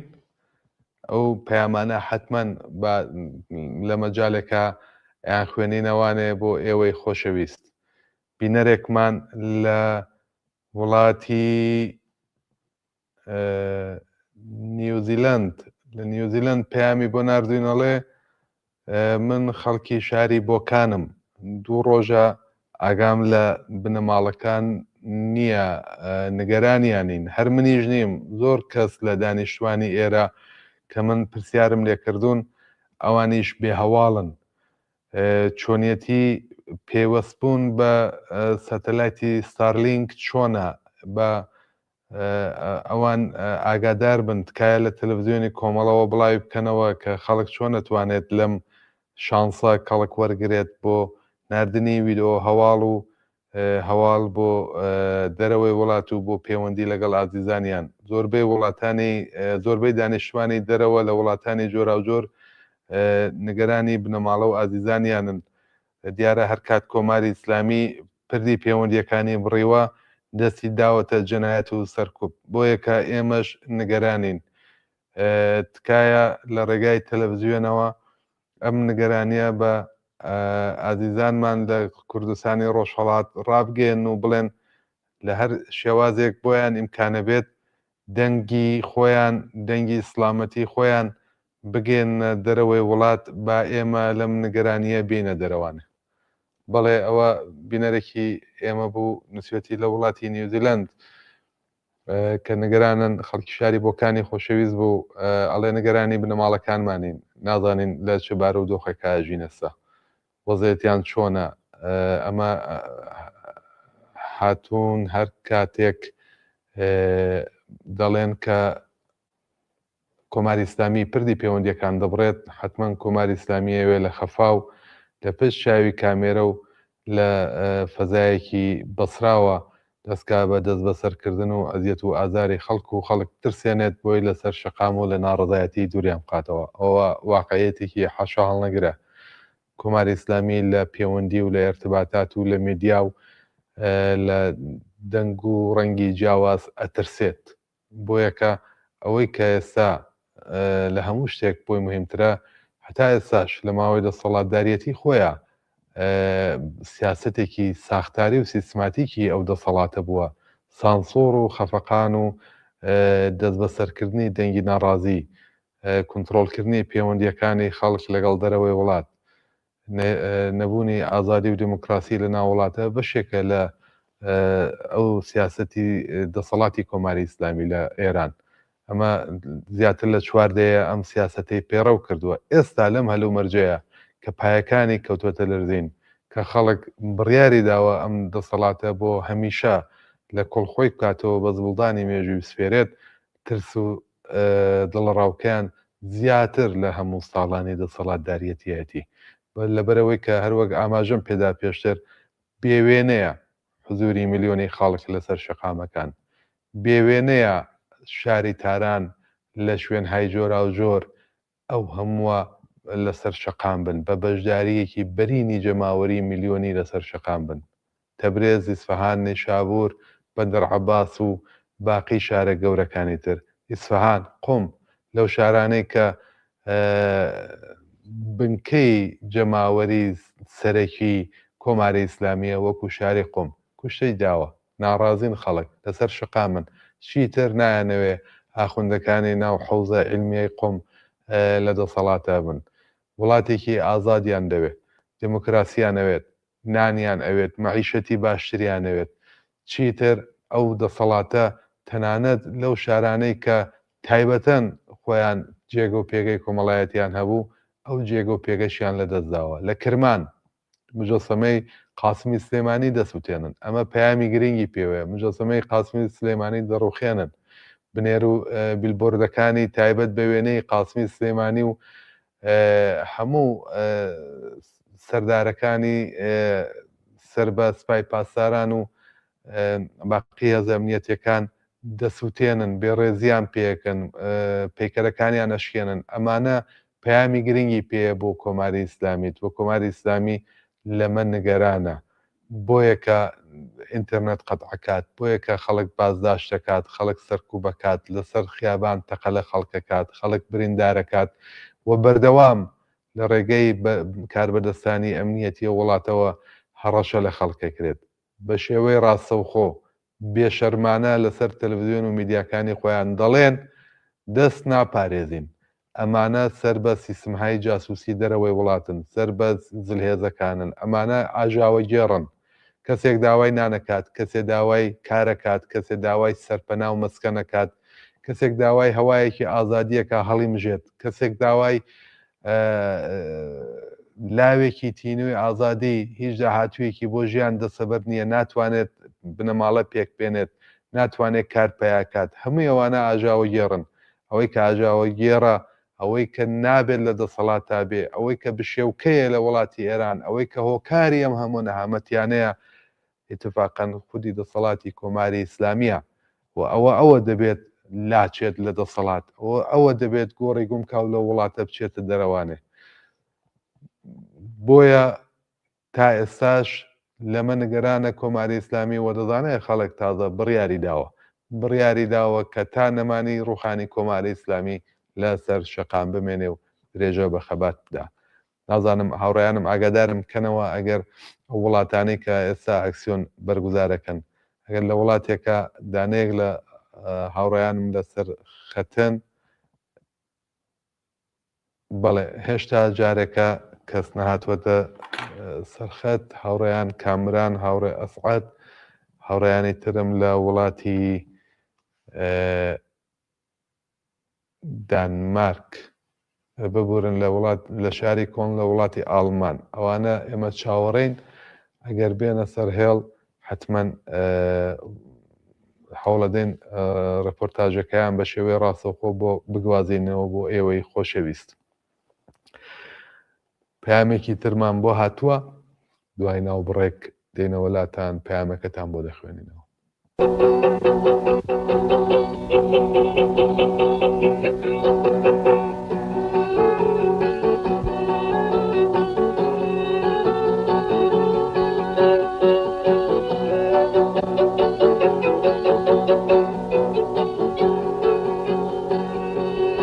عزیزانی شیریانی بخشنده ما رو سالو جان جان جان رای گرگری رای رنجری میجو نشنایی تاجان من ماله میرامش کاله آوزان کوشان کوشان جان جان تیشه مایا ردای مایا ناگینا دوایی تأخيره ندوريده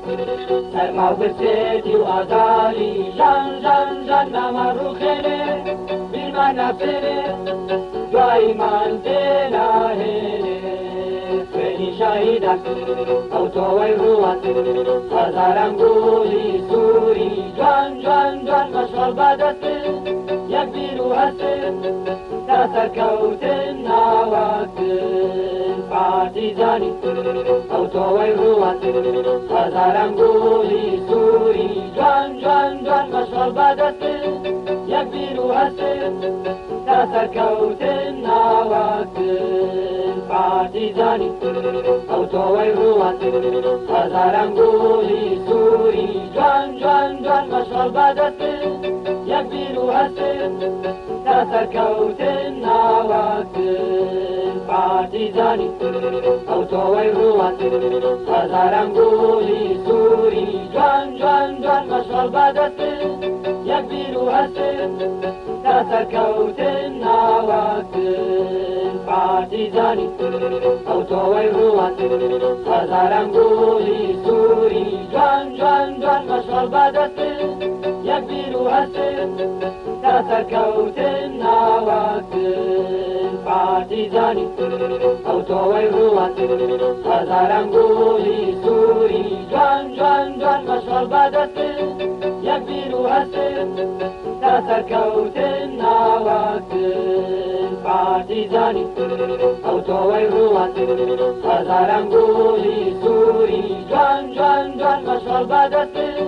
یک بیرو هسته تسر کوتن نواکتن پارتیزانی او توی روان هزارم گولی سوری جان جان جان مشغل بدسته یک بیرو هسته تسر کوتن نواکتن پارتیزانی او توی روان هزارم گولی سوری جان جان جان مشغل بدسته یک بیرو هسته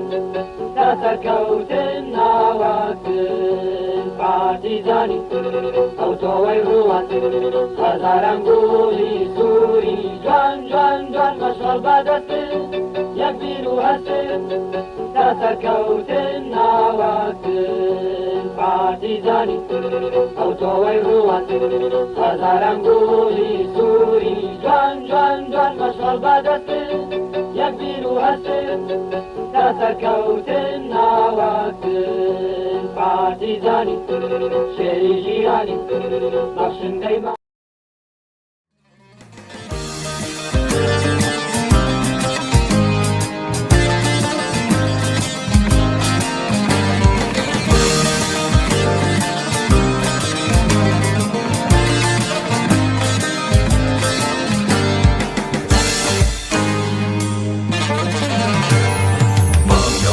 شۆڕشێکە ئەی هەموو جیهان ڕێگە خۆشکرد بۆ خەباتی ئازادی ئینسان بانگەوازی شۆڕشێکە ئەی هەموو جیهان ڕێگە خۆشکرد بۆ خەباتی ئازادی ئینسان شۆڕشێکە بە پێشەنگی ژنانی نیشتمان با مسۆگەر بێ سەربەستی و حورمەتی ژیان شۆڕشێکە بە پێشەنگی ژنانی نیشتمان با مسۆگەر بێ سەربەستی و حورمەتی ژیان با مسۆگەر بێ سەربەستی و حورمەتی ژیان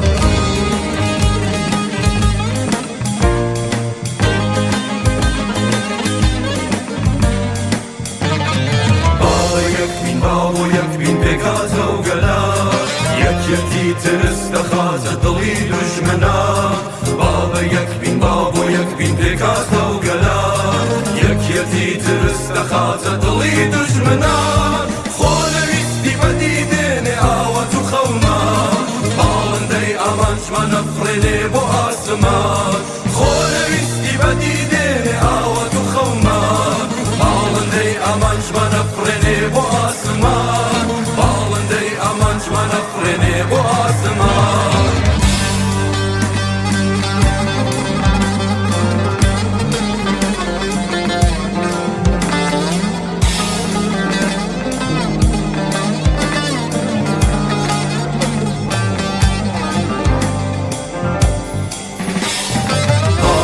یەکسانی هەموو چین و توێژەکە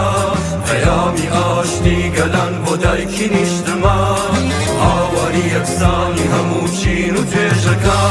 پەیامی ئاشتی گەلان بۆ دایکی نیشتمان بۆیە گشتمان یەک دەنگین و پڕ بە گەرومان شکیان ئازادی بۆ زەوێردی سەر زمان بۆیە گشتمان یەک دەنگین و پڕ بە گەرومان شکیان ئازادی بۆ زەوێردی سەر زمان شکیان ئازادی بۆ ڕەمزی بەرخودا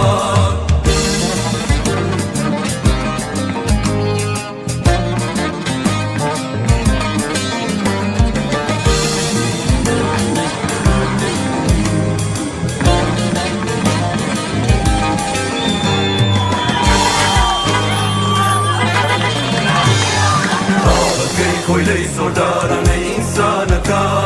بۆ دەبێت چاوەڕێ مەرگ بین لە هەناسەدا زاڵەکەی کۆیلەی زۆردارانەی ئینسانەکە بۆ دەبێت چاوەڕێ مەرگ بین لە هەناسەدا شۆڕژێکی گەورە بێبخەین بۆمان و نەمان با یەکجاری ئازادی بێت بەداهاتوومان بۆیە گشتمان یەک دەنگین و پڕ بە گەرومان شکیان ئازادی بۆ تەوێردی سەر زمان شکیان ئازادی بۆ ڕەمزی بەرخودا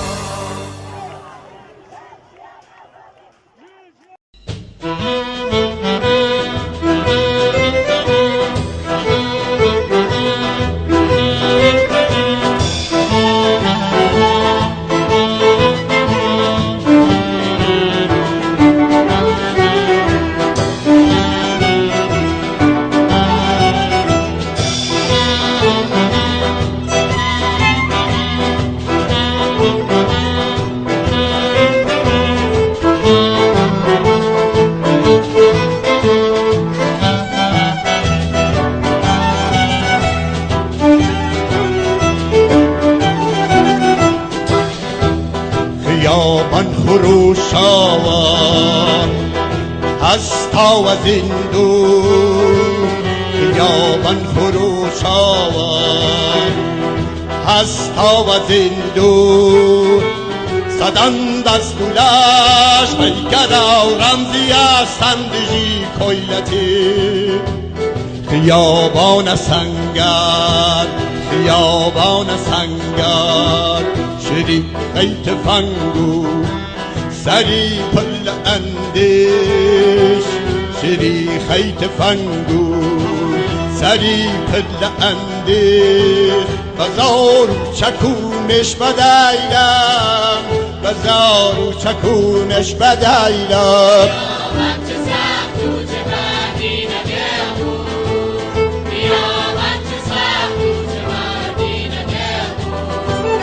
صدن پشت ماوا صدن پشت ماوا صدن پشت ماوا صدن پشت ماوا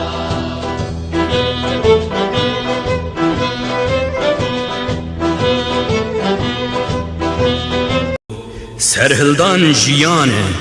برخودان جیانه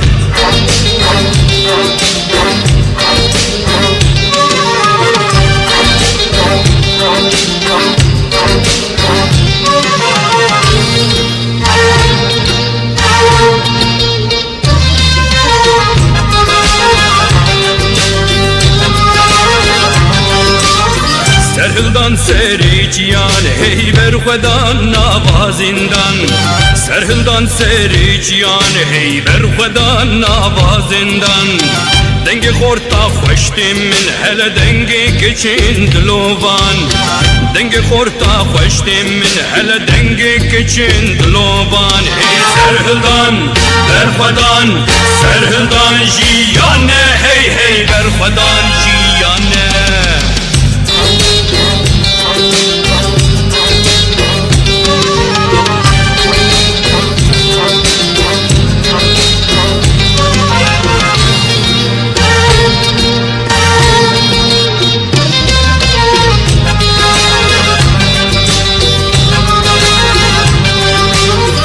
روستان کاریمیه پیش بچون ارمان جامیه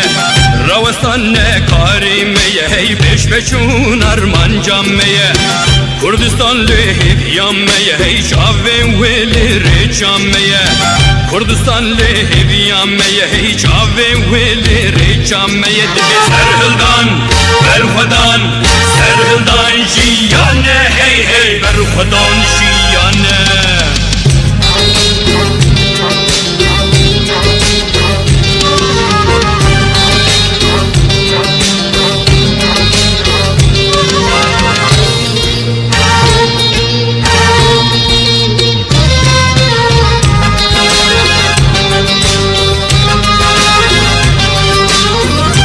کار کرش کارستانی یه خوند وانج دبستانی دنگ کار کرش کارستانی یه خوند وانج دبستانی دنگ پیشمرگش قادتی دنگ شهیدش گورستانی دنگ پیشمرگش قادتی دنگ شهیدش گورستانی دبی سرهلدان برخدان سرهلدان جیانه هی هی برخدان جیانه سرهلدان جیانه برخدان جیانه سرهلدان جیانه برخدان جیانه سرهلدان جیانه برخدان جیانه سرهلدان جیانه برخدان جیانه سرهلدان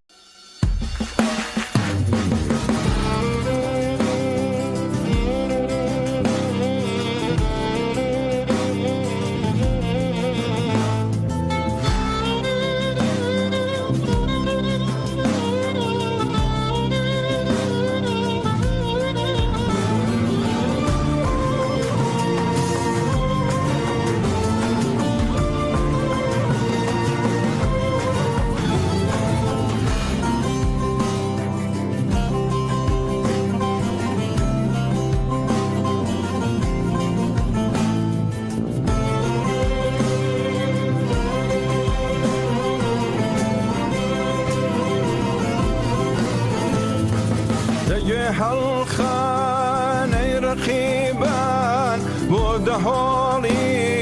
مەرگی خۆتان خۆشیتان بێ تاڵیتان بێ مەرگە مەرگی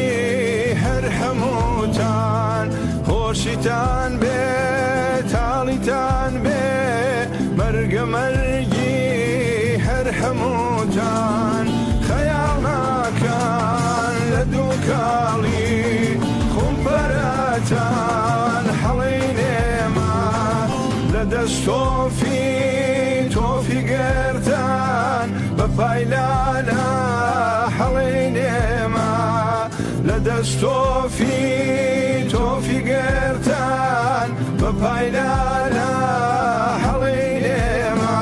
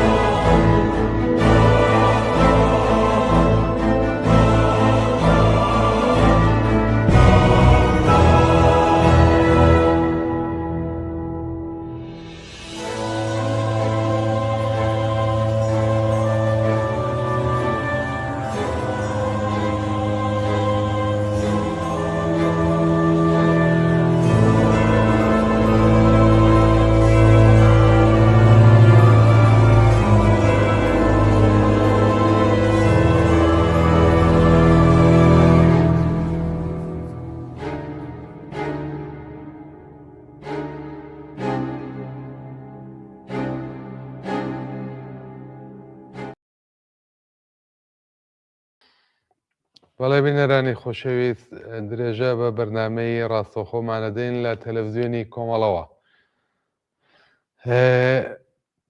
ئەوەی کە هەواڵێک بڵاو بۆتەوە ئێستا گوایە لە زیندانی دیزڵابادی کرماشان زیندانیەکان دەستیان بە مانگرتن گرتووە ناو زیندانەکان قەرەباڵغا. پۆلیسی زدی شۆڕش و دژە شۆڕش و هێزانامنیەکان دەوروبەری زیندانەکەیان گەمارۆ داوە و نایەڵن بنەماڵەی زیندانیەکان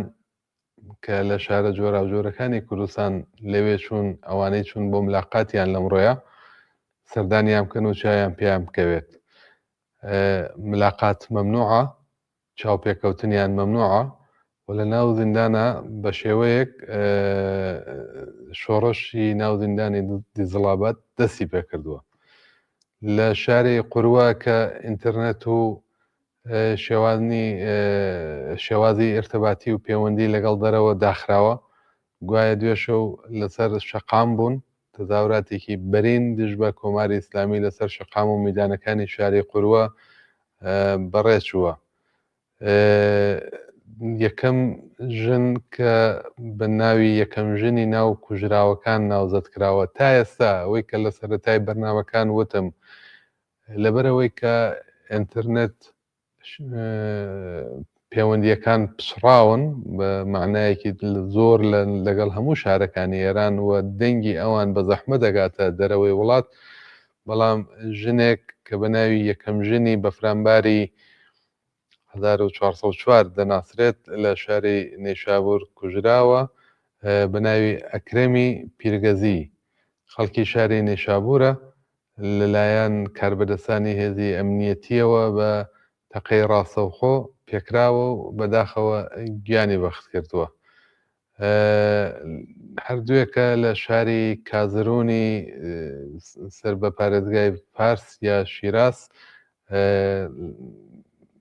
خەڵک لەسەر شەقام بوون هێزە ئەمنیەتیەکان لە ناو شارە بڵاوەیان پێکراوە بەڵام لەوێش تێکەڵچوون لە نێوان خەڵکو و هێزە ئەمنیەکان دروست بووە. لە باقی شارەکانی تر دوێشە و لە شاری سنە گوایە خەڵک لەسەر شەقام و لە دەوری مەیدانەکان بوون. ئەوەی کە ئێستا باسەکرێت زۆر کەس لێکێداتەوە تایبەتمەیەکێ لە تایبەتمەندیەکانی ئەم ئاخێزە جەماوەریە کە بە ئاخێزی بە فرامباری 1404 ناسراوە هەروەکو چۆن بە فرامباری 96 پوشپەڕی 98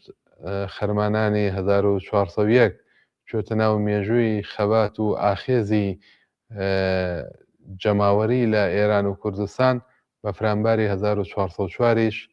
ئەچێتە ناو ئەو مێژووەوە. بەڵام هیوادارم ئەمە دوایین ناوزەدکردن بێت بۆ ئاخێزێک وە ئاکام و ئەنجامی ئەم ئاخێزە بگاتە ئاواتەکانی کە ڕووخانی کۆماری ئیسلامی و هاتنە سەرکاری دەسەڵاتێکی لانیکەم دموکراتیکە کە تیا ژیان و مەعیشەت و کەرامەتی ئینسان پارێزراو بێت. لە بەفرامباری 1404 تا ئێستا بە تەجروبە لەگەڵ ئاخێزەکانی پێشوو خەڵک جەماوەری ناڕازی لەسەر شەقام ئیتر لە شوێنێک کۆنابنەوە پێڵێن نوقتەیی یا مەحەلی. بۆ نمونە ئەگەر ئەم شەو لە فەردیسی تاران خەڵک دێنە سەر شەقام شەوێکی تر لە حەفحەوزە شەوێکی تر لە سەعادە تابادا شەوێکی تر لە شوێنێکی ترە یا لە نقاتی مختلفی تاران لە شەوێکە گردبوونەوە و ناڕزایەتی دەست پێکات. ئەمە تاکتیکێکە لە بەرامبەر کۆماری ئیسلامیە بە تەجروبە لەگەڵ ئاخێزەکانی پێشوو ئەمەیان دەستکەوتووە بۆیە کاڵن کە ئەمانە هەنگاو بە هەنگاو ئەچێتە پێش خەڵک زیاتر لە دەوری یەکەوە بێتەوە تاکتیکەکانە ناسێت ڕەهبەرانی واقعی خۆیان لە دڵی درێژەدان بەم ناڕزایەتیە دەدۆزنەوە و دەتوانێت ئەمە بێتە لە درێژەی خۆیان بگات بە ڕووخانی کۆماری ئیسلامی. لەناو ئەو 65 کوژراوەیە کە تا ئێستا ئامارەکانماندا بێەوە و ناوەکانی هاتووەتە دەرەوە نزیک 7 نەفەریان ژێر هەژدە ساڵن واتە منداڵن کە لە ناو ڕێپێوانەکانە یا لە ناو ناڕزایەتیەکانە پێکراون بە تەقەی ڕاستەوخۆی هێزە ئەمنیەکان.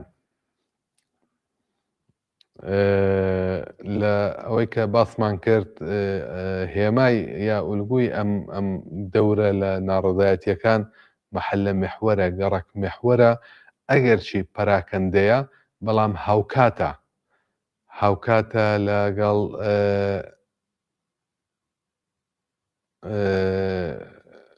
بۆ نمونە گەڕەکێک لەگەڵ گەڕەکێکی تر یا شارێک لەگەڵ شارێکی تر ئەگەرچی پەراکەندەیە بەڵام هاوکات لە شوێنێکەوە دەست پێکەن و ئەمە بە شێوازێک بڵێن سەر لە شێواوی دروست کردووە بۆ هێزە ئەمنیەکان هێزە سەرکوتگەرەکانی کۆماری ئیسلامی و ناتوانن پلان و بەرنامە بڕێژن بۆی کە تەجەمۆحکەن لە شوێنێک کە خەڵک بە ئاسانی بتوانن سەرکوب بکەن. ئەگەر لە سەعادەتاباد تەمەرکوزی هێزە ئەمنیەکانە بێت لە پڕەکان لە حەوز دەست پێکات. ئەگەر لەوێت تەمەرکوزە بێت لە گەڕەکێکی تر لە نقطەیەکی تر دەست پێکات. و ئەمە زۆر یەک لە کارناسانی سیاسی ئەوەی کە تاقیبی ناڕزایەتیەکان لە ئێرانەکەن ناویان ناوە مەحەلە محور و ئەمە وەکو تاکتیکێک دشکردەوەیەک دش بە کۆماری ئیسلامی ڕەچاویەگرن بۆ ئەوەی کە بتوانن خەسارەکانی کەمکەنەوە و سەر لێ شێواویەک لە ناو هێزە ئەمنیەکانە دروست بکەن وەکو تەجروبەی باقی شۆڕشەکانی تر. دوو پەیاممان بۆ هاتووە ئەگەر مەجال هەبێت هەردوو پەیامەکە بخوێنمەوە. دانێکیان کاکەریمی ئەمانی خۆشەویستە هاوڕێکەریمی ئەمانی پەیامێکی بۆ ناردوین من هەوڵە دەم کە هەمووی بخوێنەوە چەند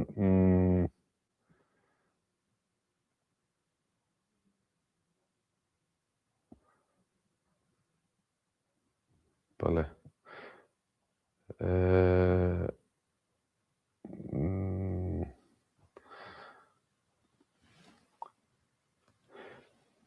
هاوڕێ بورن هاوڕێ هەمیشەیی پۆڵا 63 لە بانە هاوڕێ پۆڵا 63 لە بانە ئەو پەیامی بۆ ناردوین هەڵێ سڵاو هاوڕێیانم لە تەلەڤیزیۆنی کۆمەڵامان دوو نەبوونیتان پێ دەڵێم. پێش داخرانی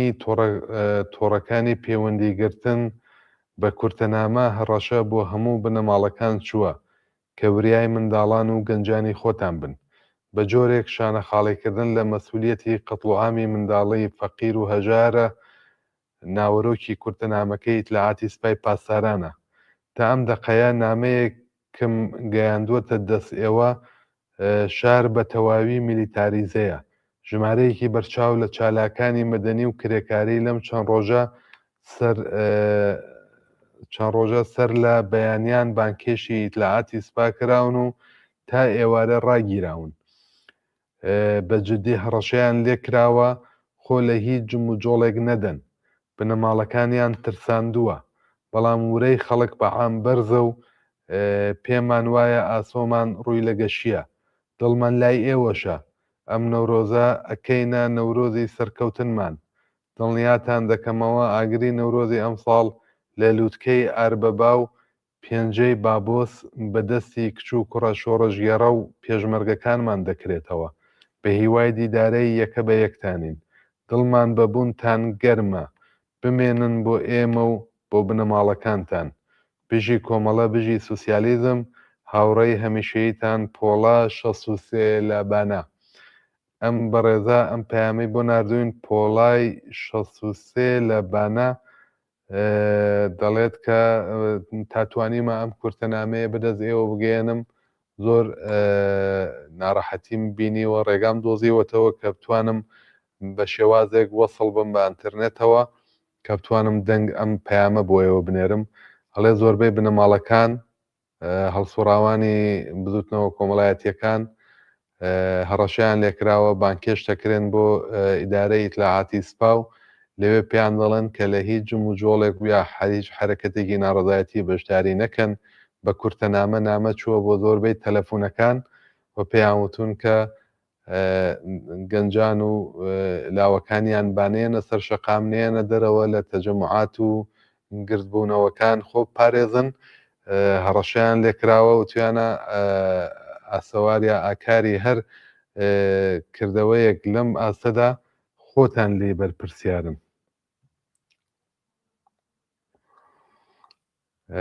زۆر باشە. ئێستا هاوڕێ کەریمی ئەمانی خۆشەویست پامێکی بۆ نردوین دەقی پامەکەتان بۆ ئەخوێن ماڵێ بەڕێزانی بەڕێوەبەری بەرنمەکانی تەلەڤیزیۆنی کۆمەڵە و حیزبی کۆمونیست ئێران بە تایبەت بەرنامەی ڕاستەوخۆ ماندوو نەبن. ویستم لەم ڕێگەوە وێڕای ماندوو نەبوونی و دەستخۆشی ئێوەی ئازیزان داواتان لێ بکەم کە لە بەرنامەی ڕاستەوخۆوە تیشی زیاتر بخەنە سەر ئامانج و ناوەرۆک و دروشمە ڕاستەقینەکانی ئەو ئاخێزە کۆمەڵایەتیە و تا دەتوانن ئەو دەستولایەنانەی کە هەوڵ دەدەن ئاراستەی ناڕەزایەتیەکان بگۆڕن بۆ دیاردەیەکی نامۆ بە ڕۆحی خەباتی مافخوازانەی جەماوەر هەروەک ئاگادارن کەناڵە تەلەڤیزیۆنە فارسی زمانەکان بە شێوەیەکی چڕۆپەڕ دەستیان کردووە بە پرۆپاگەندە بۆ ڕەزا پەهلەوی کوڕی شای پێشوو دەیانەوێت وانیشان بدەن کە گوایە ئەم کەسە ڕێبەرایەتی ناڕەزایەتیەکانی بەدەستەوەیە کە ئیدعایەک بە تەواوێتی دوورە لە ڕاستی. کەم نین ئەو بەڵگە حاشا هەڵنەگرانەی کە نیشان دەدەن کەسانی سەر بە کۆماری ئیسلامی بە ئەنقەست بۆ ناشرینکردنی ڕەواڵەتی ئەو حرەکەتە مافخوازانەی جەماوەر فێرکراون بە چوونە نێو خۆپیشاندەران. دروشمی پشتیوانی لە کوڕی شای پێشوو دیفاع لە گەڕانەوەی دەسەڵاتی پاشایەتی بەرز بکەنەوە. ئەم یاریە قێزەونە جگە لە ڕێدابردن و ناشرینکردنی بزوتنەوەی جەماوەری و دروستکردنی دووبەرەکی لە نێوان خۆپیشاندەران هیچ ئامانجێکی دیکەی نییە. بۆیە ئەرکی ئێوە ئازیزان و بەڕێوەبەرانی بەرنمەکانی تەلەڤیزیۆنی کۆمەڵاوەیە کە تا دەتوانن ئەو دەنگە ناشاز و نامۆیە بە ئامانجی ڕاستەقینەی ئەو ئاخێزە جەماوەریە لە قاو بدەن و لەم بابەتەوە هوشیاری و ڕێنوێنی پێویست بە بینەران بدەن. کاکەریمی ئەمانی خۆشەویست زۆر سپاس بۆ پەیامەکەت. بەڵێ وایە بەڵێ هەر ئەمڕۆ هەم لە دانمارک هەم لە وڵاتی سوێت کە ئێمە ڕۆماڵی ئەکسیۆنەکەیمان دەکرد کۆمەڵێک ئاژاوەگێڕی سەر بە سەڵتەنەت خوازەکان چوونە ناو ڕێپێوانەکان دەیانویست دروشمەکان هەروەکو چۆن لەسەر شەقام و لە دەوری مەیدانەکان لە تاران و لە کرمان و لە شیراز و لە ئەسفەهان و ئەوانە دەیانەوێت بەلاڕێدا برن و چەند وشەی بێناوەرۆکی بێئامانج و بێداخواز یعنی بۆ نمونە ڕەزاشار و حەدشار هیچ داخوازێکی کۆمەڵایەتی تیانی ئەم دروشمە بۆ نمونە خەڵک بۆ پیاکردنی نان بۆ مەعیشەت بۆ ژیان بۆ ئازادی دێتە سەر شەقام ویست و متاڵەبەی مشەخەسیەیە دروشمی تایبەت بەوەی هەیە لەگەڵ ئەو دروشمانە نامۆیە هەروەکو خۆتان باستان لێ کردووە هەر ئەمڕۆ لە سوید و لە دانمارکیش ویستویانە ئەو ئاکسیۆن و ناڕزایەتیە بۆ ئاقارایە بەرن بەڵام بە خۆشیەوە بە هوشیاری لایەنە سیاسیەکان و ئەوانەی کە پوختن لەباری سیاسی و لەو ئاکسیۆنانە بەشدارن نەیانتوانیوە دەستی سەرەکی لەناو ئەو ئاکسیۆنانەیە بگێڕن نەیانتوانیوە دروشمەکانی ئەوان بەلاڕێدا بەرن و دروشمی خۆیان بەرجەستە بکەنەوانێ ئەگەر لەسەر شەقامی ژوا دەکەن ئەگەر لە دەوری مەیدانەکان لە ناوخۆی وڵاتە سیاسەتی هاوشێوە لەلایەن چەند کەسێکیانەوە ئەچێتە بەرەوانێ ئەو میدیاکانن لە دەرەوەی وڵات ئەو بەشە بۆڵ دەکەنەوە ئەگەر ئەو میدیانە بێن واقعیەتی و ناوەرۆکی ناو ناڕزایەتیەکانی ناوخۆی وڵات بڵاوکەنەوە دروشمگەلی وەکو نەشامانەوێ نەڕەهبەر ئەوانە بڵاوەکەنەوە دروشمگەلی ژنجیان ئازادی و نان و کار و مەسکەن و دژی حیجابی ئیجباری بۆڵ دەکەنەوە ئەمانە دروشمی واقعی و ئەساسی و پایی ناڕزایەتیەکانن هەموو کەس وا دەڵێت ئەسەن پایەی ئەوەی کە خەڵک هاتوۆتە سەر شەقام نەگەوەی ڕەواڵەتی ئەم دەسەڵات گۆڕێ بۆ ئەو دەسەڵات ژیانی باشتریانەوێ کەرامەتی ئینسانیانەوێ ئاخر ئەمە بەشێکە لە سیاسەتی وڵاتانی دەرەوە و بە تایبەتی مێدیاکانی سەر بە سەڵتەنەت خواز کە سپانسەری میلیۆنیان لە پشتەوەی و دەوڵەمەندن ئەیانەوێت کە ئەو کارە بکەن و ئەو خەباتە بەرحەق و ڕەوایە کە بۆ ژیانێکی باشترە بەلا ڕایدابرن چ لە دەرەوەی وڵات چ لە ناوە بڵێ ئەرکی تەلەڤیزیۆنی کۆمەڵە و هەموو ئەو کاناڵانەیە کە دەنگی کرێکاران و زەحمەتکێشان و بەژمێنەتانن دەنگی ژنانی ژێردەستی کۆماری ئیسلامی و لە ژێر ستەمان کە ئەم نەوعە پیلانگێڕیە ئەم نەوعە تەوتەئانەی جەرایاناتی بەناو ئۆپۆزیسیۆنی لە بەرەی ڕاستی ئفراتیان وەک سەڵتەنەت خوازەکان دەستی ئەمانە بۆ خەڵک ڕوون کاتەوانێ و تەوتەئەکانیان دشکردەوەیان هەبێ بەرامبەر تەوتەئەکانیان ڕۆشنگەری بکەن بۆ کۆمەڵانی خەڵک لە ئێران و کوردستان کە ئەمانە خەریکی چین تای سێ وامان کردووە لەمە بەدوا زیاتری دەکەین زۆر سپاس کاکەریمی ئەمانی خۆشەویست سپاس بۆ تێبینیەکەت حتمما ئەمە هاوڕێیانی تەلەڤیزیۆنی کۆمەڵە و بەرپرسانی کەناڵەکەشمان ئەمە ڕەچاوەگرن و لەوە بەدوا هەوڵ دەین کە زیاتر لەو بارەشەوە کاری لەسەر بکەین هەڵە نەبم کاکووریای ئارێنانمان لەگەڵایە کاک هاوڕێمان بەڵێ جارێکە نەهاتوەتە سەرخەت کاکووریای ئارێنان لە شاری کۆڵنی ئاڵمان هیوادارم بێتە سەرخەت و گزارشێکمان لە ئاڵمان لە شاری کۆڵن کە ئەویش ئەکسیۆنێکی ئاعترازی هاوکاتە لەسەر بانکهێشتی ناوەندی دیالۆگ لایەنە سیاسیەکان لە هەموو شارەکانی ئەوروپا و ئەمریکا و ئوسترالیا و ئەمانە بانکهێشتیان لە کۆمەڵانی خەڵکی ئازادی خواست کردووە کە بێنە سەر شەقام بۆ پشتیوانی لە نەڕەزایەتیەکانی ئێران و کوردستان هێنێ وڵاتی سوێد و دانمارکمان بڵاو کردەوە دەستخۆشییان لە یەکەین ماندوو نەبن بزانین لە کۆڵنی ئەڵمانیش ئەتوانین پەیوەندیەکەمان بگرین و هی ئەوانیش بڵاو بکەینەوە ئەگەر ئاهاتنە سەرخەت حتمما ڕەپۆرتاژی ئەوانیش بڵاوەکەینەوە تا وەسڵە بین بەوانەوە ناوبڕێک وەرەگرین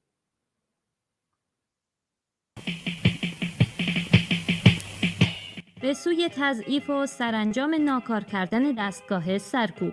زنان و مردان مبارز خیزش دیماه 1404 یا نان کار آزادی نشان داده جامعه زنده است، اما تجربه میگوید پیشروی پایدار بدون تضعیف سازوکار سرکوب ممکن نیست. این تضعیف نه با درگیری که با فرسایش مشروعیت، انسجام، کارکرد و برتری اطلاعاتی انجام می شود.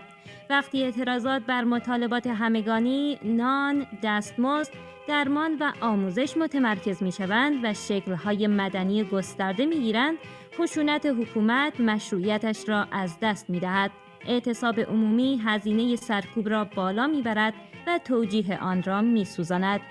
نیروهای سرکوب یک دست نیستند. بحران طولانی و فشار اقتصادی شکاف‌های درونی را عمیق می‌کند، اما این شکاف‌ها با زمان و کنش‌های مدنی هوشمند شکل می‌گیرند، نه هیجان. سرکوب فقط نیرو نیست، شبکه‌ای از لوجستیک و خدمات است. اعتصاب و نافرمانی مدنی این شبکه را فرسوده می‌کند و در نهایت پیوند خیابان با کار سازمانی یافته نقطه عطف است.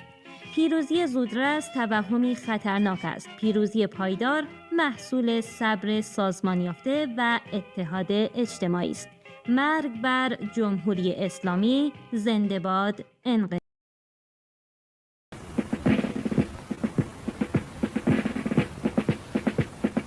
زنان و مردان مبارز در داخل و خارج، هوشیار باشید. نیروهای خرابکار و نفوذی رژیم با آتش زدن اتوبوس‌های حمل و نقل عمومی، مساجد، نمادها و مجسمه‌های فرماندهان فوت شده و اقدامات مشابه در پی یک هدف روشنند: ایجاد تفرقه میان مردم، بدنام کردن اعتراضات مردمی،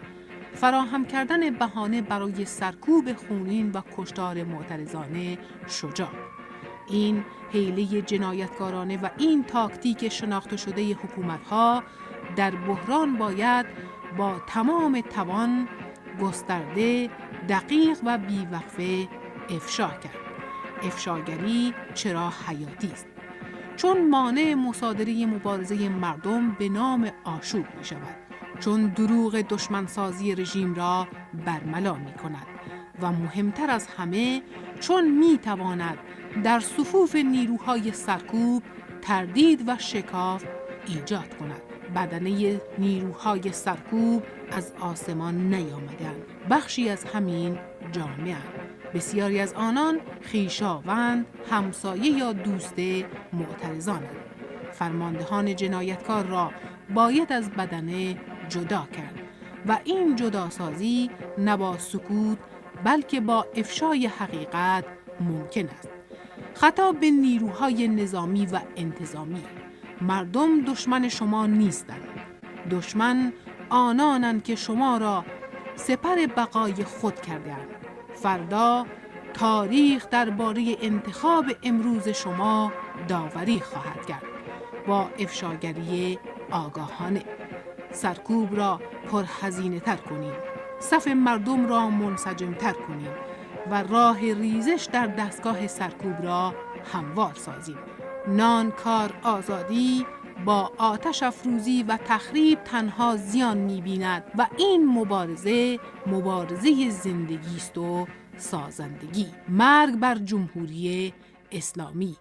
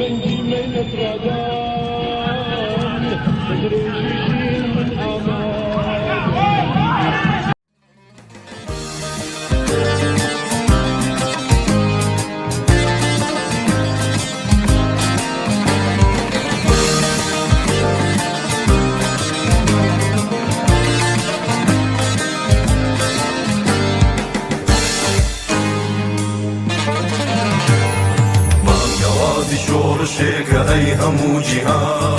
ریگ خوش کر بو خباتی آزادی انسان مانگوازی شورشه که ای همو جیهان ریگ خوش کر بو خباتی آزادی انسان شورشه که به پیشنگیجدانی نیشتما با مسوگر به سربستی حرمتی جیان شورشه که به پیشنگیجدانی نیشتما با مسوگر به سربستی حرمتی جیان سوگر به سربستی و حرمتی جیان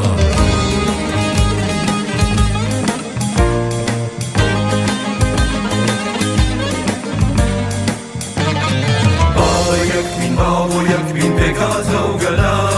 یکی ترس دخات دلی دشمنا باب و یک بین پیکات و گلا یکی ترس دخات دلی دشمنا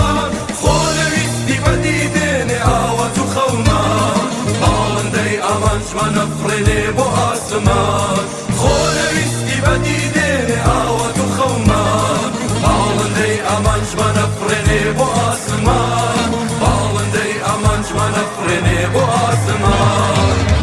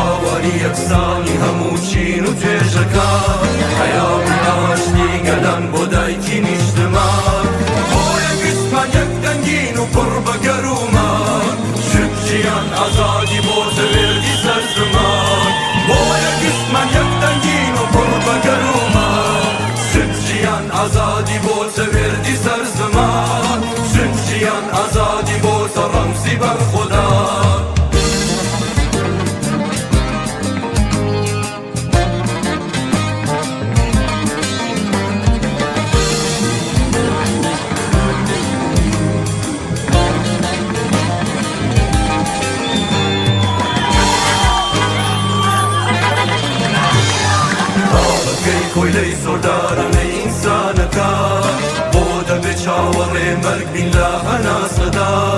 چاوەکەی کۆلەی زۆردارە ئێستانەکە بۆ دەبێت چاوەڕێ مەرگ بین لە هەنا سەدا شۆڕژێکی گەورەمێک بخەین بۆمان و نەمان با یەکجاری ئازادی بێت بەداهاتوومان بۆ یەکسمان یەک دەنگین و پڕ بە گەرومان شتیان ئازادی بۆتە وێردی سەرزەمان شتیان ئازادی بۆتە ڕەمزی بەرخۆدا. ایرانیان خارج از کشور، امروز شما در شهرهای گوناگون در خارج به میدان آمدید تا صدای معترضین داخل باشید.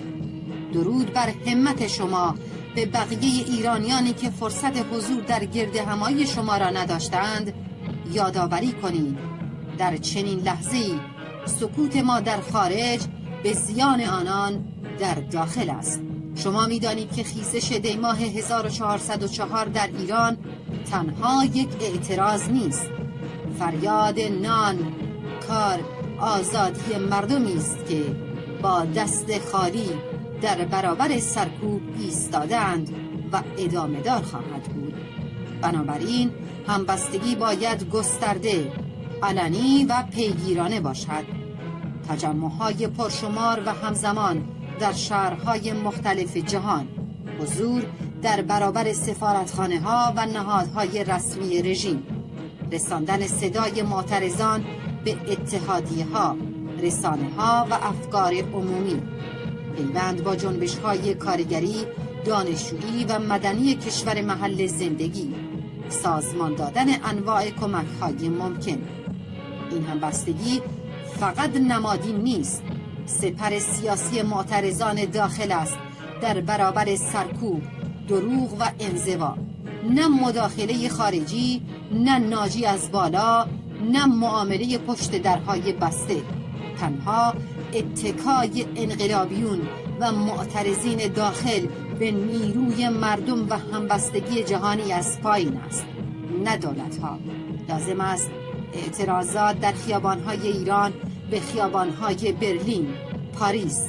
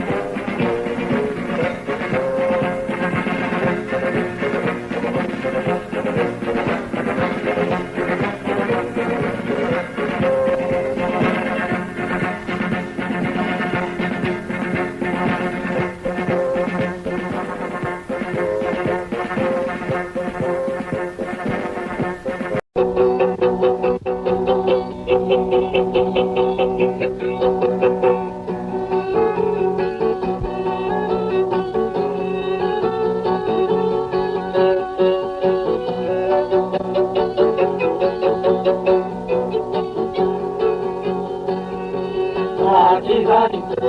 شیریانی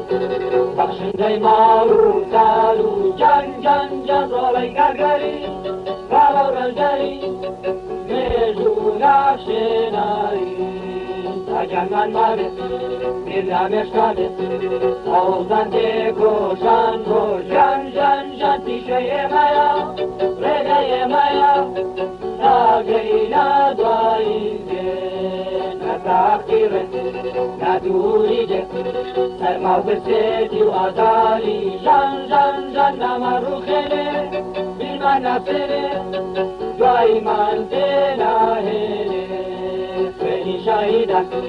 او توي روان هزارم قولي سوري جان مشغل بدسته يكبيرو هسته تسر كوتن نواكن پارتیزانی شری جیرانی بخشنده مالو سالو جان رای کارگری بالا رنجاری سیزان لە وڵاتی ئیسپانیاش ئەمڕۆ هاوکات بدەم بانگەوازی ناوەندی دیالێگەوە ئەکسیۆنێک بەرگوزار بووە بەڵام زۆر بەداخەوە ئێمە بە حکمیەوەی کە ئەوان زووتر لە ئێمە ئەکسیۆنەکەیان بەرگوزار کردبوو نەمانتوانی ڕۆماڵی ڕاستەوخۆی ئەو ئەکسیۆنەی شاری یەکێ لە شارەکانی ئیسپانیا کەیسە ناوە دەقەکەیم لەبەر نییە یان بەدەست ئێمە نەگەیشتووە لەوێش ئەکسیۆنێک لەوێ بەڕێز چووە خەڵکانێکی زۆر بەشدار بوون هەر هاوشێوەی ئەوەی لە سوئێد و لە ئەڵمان و لە دانمارک بەڕێوە چوو ئێستاش ئەڵمانمان لەگەڵا شاری کۆرن هاوڕێوریای ئەحمەدی ئەگەر گوێ لە دەنگمانە سڵاو لێ بێم کاتت باش کاکوریا ڕێز سڵام هەیە کاکاکۆ بۆ ئێوە بۆ بینەرانی خۆشەویستی تلویزیۆنی کۆمەڵە بەڵێ لە شاری کۆڵنی ئالمانەوە لەگەڵتانین و ئەمڕۆ لەم شارەی ئێمە سەر سەرما و وەزعێتێکی بارانی بەفرا بەڵام لە 5 نقطەی ئەم شارەوە تەظاهراتگەرێک بووگە بە پشتیوانی لە ئەو اعتراضاتەوە ئەو خیزشە لە ئێرانەوە لە 5 نقطەی ئەم شارە خەڵکی ئێرانی و حتا غێر ئێرانی جەمە بوونەسەوە و اعتراض خۆیان نسبەت بە جەنایەتەکان جمهوری ئیسلامی دەربڕیەوە لە اعتراضاتێک کە ها لە جەریانە دفاعیان کردو. ئەو ڕێکخراوانەی کە لەوێ بەشداری ئەم ئاکسیۆنن یا فەراخانی ئەم ئاکسیۆنیان داوە کێن جگە لە لایەنە کوردستانیەکان لایەنە کوردستانیەکان هەمویان دیارە هەن ئەوە وەکو فەرز وایە بەڵام جەریاناتی چەپ بەعام هەموو جەریانە چەپەکان بوون وجرياناتی سەڵتەنەت تەڵەب و ئەوانەی کە بوون بەڵام تقریبا بۆ ئەوەڵجارە ئاوەها بە ئاشکرا جریانەکان هەمویان جیا بوونەتەوە لە یەک بۆیە لە 5 نقطەی ئەم شارە من هیوادارم لە داهاتوە ببێ بە 1-2 نقطە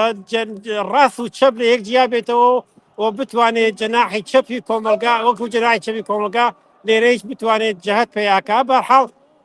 تقریبا هەر لە شاری کۆڵن و لە 4-5 نقطە ئەم ئاکسیۆنانە گوزار بووە بەڵێ کاک وریا بڵێن کۆمەلگای مەدەنی یا ڕێکخراوەکانی چەپ لایەنگرانی مافی مرۆڤ لە ئاڵمان تا چەندێک بەدەم ئەم بانگەوازەوە هاتوون ئایا ئێوە توانیتوانێت دەنگی ناڕازیانی ناوخۆ بن بۆ ئەو ڕێکخراوانە؟ ئازانێکی ئاڵمان بە دەوڵەتەکەیەوە بە پارلمانیەوە بە سیستمیەوە بە خەڵکیەوە بە تەوا و ئەنجمەنگەرێکە کە حقوق ئینسانی خەریکم تەیەکەن تقریبا لە وەزیەت ئێران واقعان ئاگادارن و تاقیب یەکەن و خەڵک بە تایبەت تاقیبەکە ئێتحادیە کرێکاریەکان تاقیب یەکەن ومانە ئەمانی وەکو لای خۆمان چەند نەزەرە هەیە چەند جۆرە هەیە و بەحاڵ تەمایەت دەوڵەت دیارە چێکی ترەوە تەمایەت خەڵک چێکی ترە بە عام ئەتوانێت بێژم خەڵک بەعام بەڕاستی دەنێت چونە توێژە جۆرا و جۆرەکانی هەمویان ئارەزوی سلامەتی و ئارەزوی سەربەرزی و ئارەزوی ئازادیەکەن بۆ خەڵکی ئێرانەوە ئەتوانم بەین بێژم خۆ دیارە لە ناوێت حادی کریکاریەکانی وەحزابی چەپ و حقوق ئینسانیەکانە زۆر بە تەواو معنە لەگەڵ جنبش ژنجیان ئازادی و شعارگەر ژنجیان ئازادی تێنەوە ئەو لێ ئیتر وەکو ئەوەی کە عەرزم کرد بەحاڵ دەوڵەت خۆی بۆ چون خۆی جیاواز خۆی ئەسکەوە پێم وانێ لە تەکرێکار و زەحمەتکێش ئێرانە کاک وریا ئێستا ئاگاداریت کە ڕێگاکانی پەیوەندی لەگەڵ ناوخۆی وڵات پچراوە ئەنتەرنێت هەموو ڕێگاکان داخراون و پەیوەندیگرتن ئەستەمە لەگەڵ خەڵکی ناوخۆ کە بزانین لە ناوخۆ چڕوەدا تا چەندێک ئەم حرەکەت گەلەی ئێوەمانان لە دەرەوەی وڵات دەتوانێت ڕنگدانەوەی دەنگی ناڕازیانی ناوخۆ بێت بۆ سەر شەقامەکان لە دەرەوەی وڵات بە دڵنیایەوە توانێت زۆر تاسیرگوزار بێتەوە حتممەش هەر وا بۆ تا ئێستا وەێ من لەوە متمێنم تەنها ئەم نوع کارگەریچە نییە یعنی خودی خەڵک جگەل لەوەی کە ئەو شتانە لێ حەدەوەی کە ئێخبارێک نایە لە ئێرانە خۆیان باش زانن لە کوێەوە بۆچی نایە مەسەڵەن بۆ نمونە لە شار نزیکەم شار ئێمە نزیک شار دووسلدۆرف جاری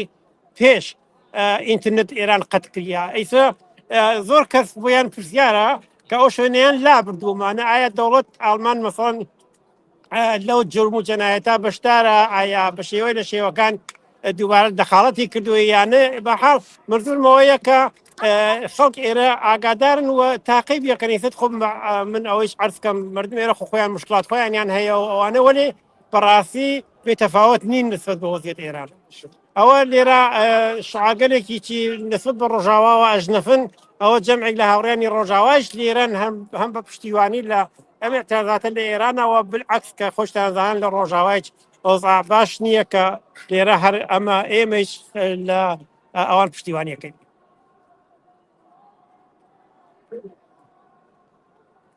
وابزانم دەنگ قەت بوو یا کاکاکوگەر وابزانم بەڵێ کاک وریا ئێستا دۆخی ڕۆژاواش زۆر ئاڵۆزە لە شاری حەڵەب لە گەڕەکی شێخ مەقسوود و ئەشرەفیە و ئەمانە تێکەڵچوون لە نێوان دەسەڵاتی ئەحمەد شەرع و هێزە کوردیەکانی سەر بە حەسەدە و قەسەدە و ئەمانە هەیە بەردەوامە و ئەم هاوپشتیەی ئێوە لەگەڵ کوردانی ڕۆژاوا لە دەرەوە زۆر زۆر گرنگە هەم بۆ ڕۆژاوا هەم بۆ ڕۆژهەڵاتی کوردستان باقی پارچەکانی تر لایەنە سیاسیەکانی پارچەکانی تر لەم هاوپشتیانەیە بەشدارن یا تەنیا ڕۆژاوا و ڕۆژهەڵات ئێستا تەنیا ڕۆژاوا و ڕۆژهەڵاتی ئێمڕۆ چونکو ئەوان لە شوێنی تر ئاکسیۆنێکیان بۆی تر زانیان ئێمە لێرە هەمان ئەوانی شاتن بۆ ئێرە جەمیعیان لا حاڵە بەداخەوە ئەو وایە لە ڕۆژاوایش ئەوزاکە زۆر زۆر ئالۆزە و هیوادارم ئەوانش بتوانن موفق بن مقابلش ئەحمەد شەرع و جەنایەتکارەکانی و بتوانن دووبارە مقاومەتێکی تر هەرچەند ئیسەم نەزانم بە دڵنیایی و قەویترن لە کاتی کوبانی ئەوانە وەلی تر دنیاکی ڕەشە و نیروی ڕەش زۆرە هیوادارم ئەوان موفق بن و حتما لە تەواو دنیایشەوە هەم سەمپاتیان بۆیان هەیە. کاک وریا یەک پرسیاری تر وەک دوایین پرسیارم ئەگەر مەجال هەبوو نازانم چەندێک دووری لە ئەکسیۆنەکە هەراوە راپۆرتێکی تەسویری مەیدانیشمان لە خەڵکەکە و بەشداربوانی بۆ ئەگەر حەزەکەی من هەروە ئەڕۆم تۆزە نزیکەوە لەبەرەوە ئیسد من تۆزە دوورم کرد بۆ ئەوەی کە بتوانم قسەی ئەوە ببیستم. لە شارەکانی کۆڵن و لە شارەکانی کۆپنهاگ و ستۆکۆڵم سەڵتەنە تەڵەبەکان هەروەکو جاران هەلپەرستیان کرد و چوونەتە ناوەوە و ئەیانەوە وەک ناڕەزایەتیەکانی ناوخۆی ئێران سواری مەوجەکە بن و پەرچەم و درشمی خۆیان زەخکەنەوە لەوێ. ئەو کێشەتان لە شاری کۆڵ نییە؟ بەڵێ لێرەیش بوو اتفاقەن 200 متر 300 متر لێرە دوورتر جەمعێکی سەڵتەنە تەڵەب کۆبوونەوە بەحاڵ دیارە سنت خۆیانیان هەیەەوەوانە جاران قاتی بوون جاران ئەوانە یەک و دوانسیانیان پەرشوفڵاو بوونەوە ناوەسینهاجەوە بە جۆرە بەشدارە بوون خۆیان ڕووی ئەوەیانە نەبوو بەڕاستی بەناوخۆیانەوە بین. ئێستا وا دیارە ئەو گستاخیانە پیا کردووە بەناوخۆیانەوە بۆ ئۆڵینجارە لەم شارەی ماکسینیاندا نبوو جەمێکیان کو کردبووەوە بەحاڵ ئەوانیش بوون بەداخەوە. بەڵێ زۆر باشە سپاسەکەم تۆ یەکەکە من تۆزێک نزیکە بمەوە من تۆزێک نزیک جەماعەتەکەم بۆ دوای کامێرەکە کوژینەوە. زۆر باشە نەخەی ئەگەر بتوانێت بچیت نزیک ناو خەڵکەکە بیتەوانێ و لە باشە سەر بکە یەک لەحظە.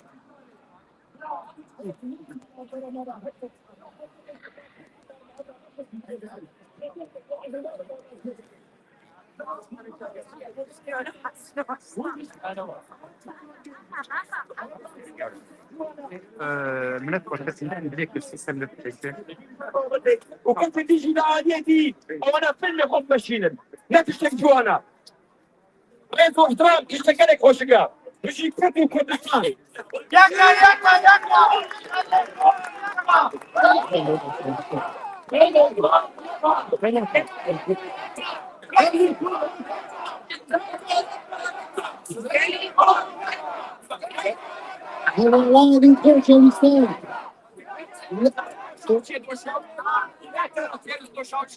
ئەوە داوا دەکەین لە کاکنەسان داواتا لێکەین وەک وەرە و ڕەفیقەمان داوای کرد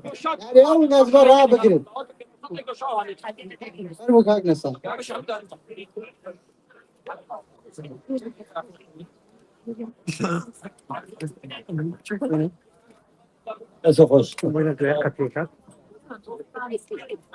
ساوتان لێ بێ هاوڕێیان دۆستان بەخێر هاتن بۆ ئەو دێمۆستراسیۆنە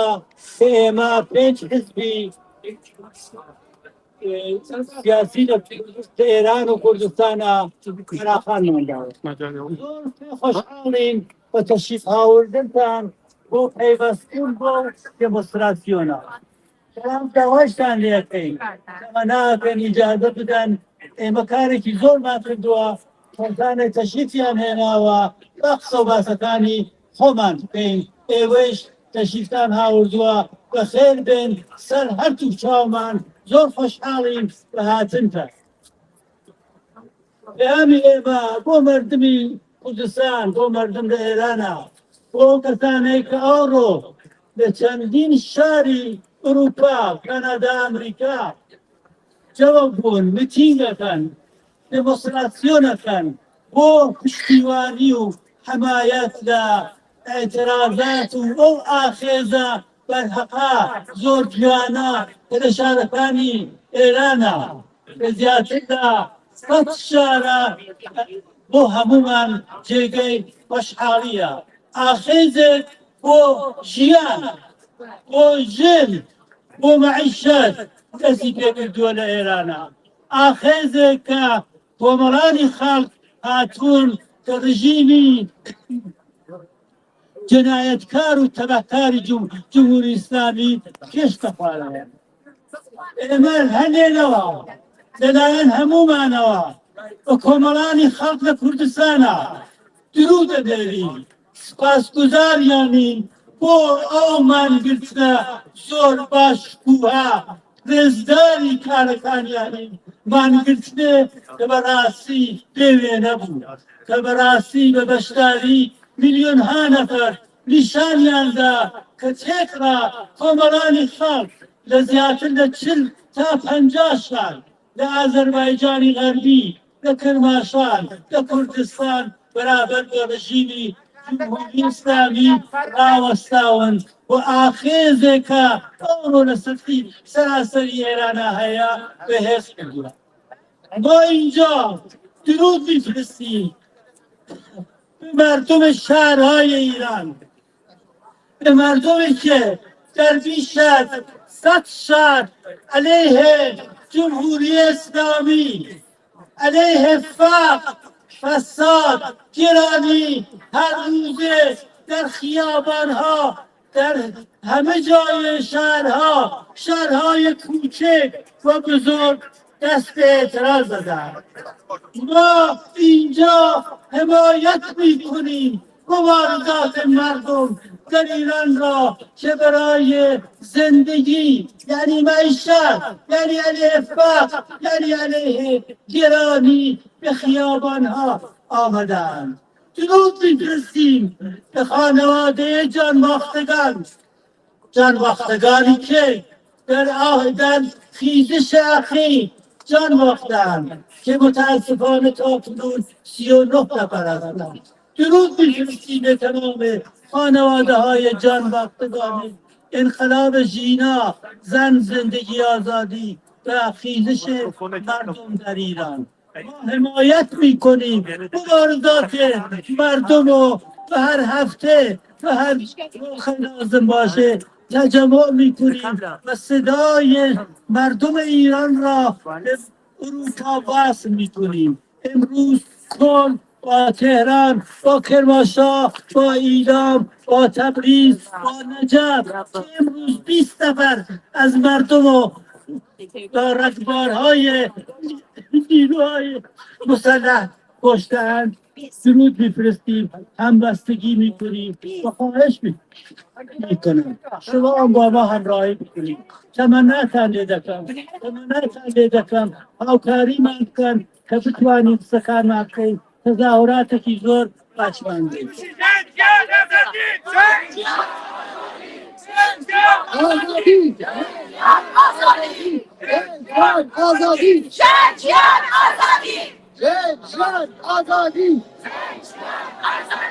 کردستان، گۆرستانی پاکستان.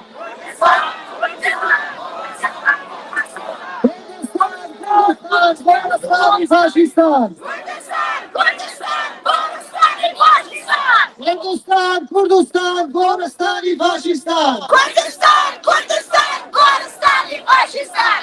ئەڵێیان دۆستان زۆر سوپاس بەڕاستی زۆر ڕێزمەکەتان بەباشی ڕاگرتەوە. داوا دەکەین کاکەگای ئەحمەدی بە زمانی ئەڵبانن هەم لەسەر ڕۆژاوا هەم لەسەر ڕۆژهەڵات هەم لەسەر ئەو کێشانە هەورەتی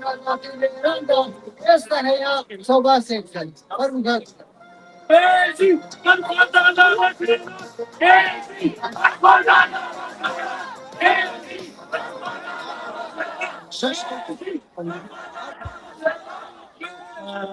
Ich sollte mal erstmal in Deutsch reden. Wie schön ist das, dass wir aus Rojava, so viele Leute sehen, die eine Botschaft haben, die menschlich ist. Leute,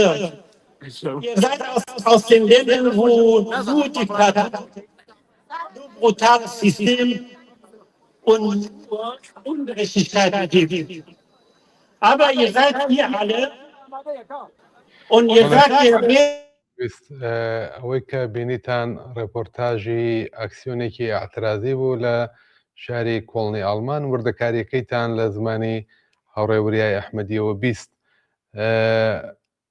ئەوەی کە لە سەرەتا باسم کرد لە زیندانی دیزڵاوای کرماشان هەواڵێک بەدەستێمە گەیشت بوو تعدادێک لە کاناڵی هەواڵگری باسییان کردووە ئەوە کە گوایە دەرگاکانی زیندانی دزڵابادی کرماشان بە نەحوێک باس لەوەکەن کە لە ناو زیندانە شۆڕەش کراوە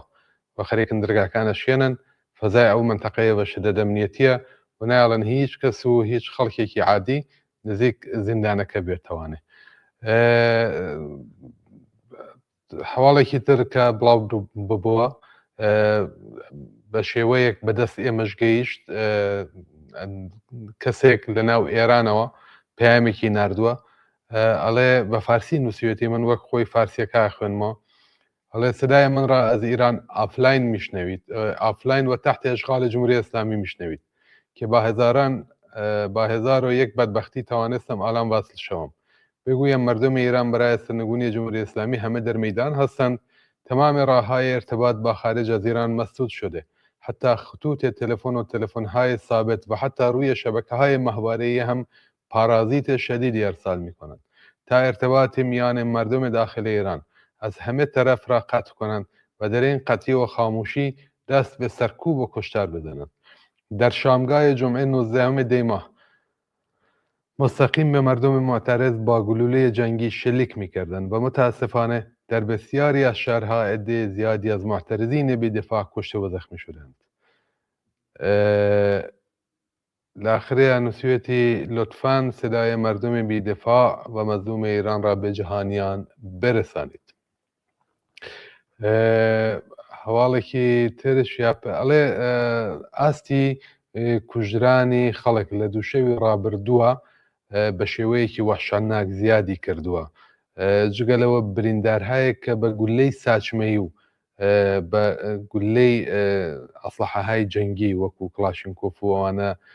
زۆر زۆر لەسەرەوەیە کە بێسابقە بووە لە تاریخی بڵێن ئەم کوشت و کوشتارەی کە کۆماری ئیسلامی لەسەر شەقام و لە خیابان و لە دەوری مەیانەکان کردوێتی. بەتایبەت لەم دووشەوەی ڕابردووە لە نەگەرانی بۆەوەی کە پەرە نەسێنێ ناڕەدایەتیەکان، کۆماری ئیسلامی کوشتار و بریندارێکی ئێژگار زۆرەی لەسەر شەقامەکان جێهێشتووە. بۆی کشە ئینتەرنێتی قەتا کردوە کە تەسویر و ڕەنگی ئەم کوژراوانە و ناوەکانیان نەگاتە دەست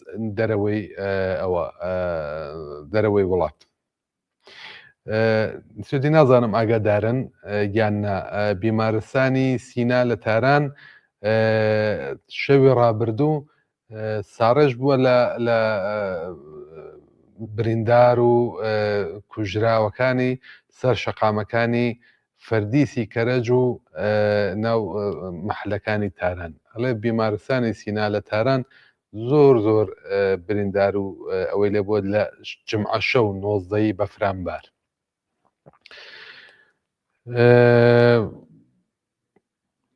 کەسێک بە ناوی مەهدی زاتپور قارەمانێکی بەناوبانگی ئاسی دنیاییە، خەڵکی ڕەشتە لە ناو ڕێپەیاوانەکانەوە بۆ هینی لەشوانی یا بڵێن پەروەرەشەندان بە فارسی. مەهدی زاتپور بەداخەوە دراوەتە بەردەستڕێژ. ئەمە یەکێک لە سیما ناسراوەکان و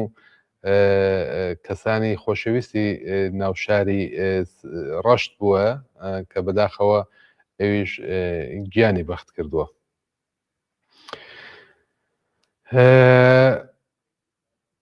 ئەوەی کە تا ئێستا درێژەی هەیە، ئەوەی کە تا ئێستا باسی لێکرێت لە درێژەی ناڕەدایەتیە، ئەوەی کە بە زەحمەت توانێت پەیوەندیەک بکات لە دەردە لەگەڵ دەرەوە، پەیامێک بۆ ئێمە بنێرێ، وەکو ئەو شارۆمەندەی ئەو هاوشاری بانەیە کە پەیامێکی ناربوو نووسی بووی من بە زەحمەت توانیمە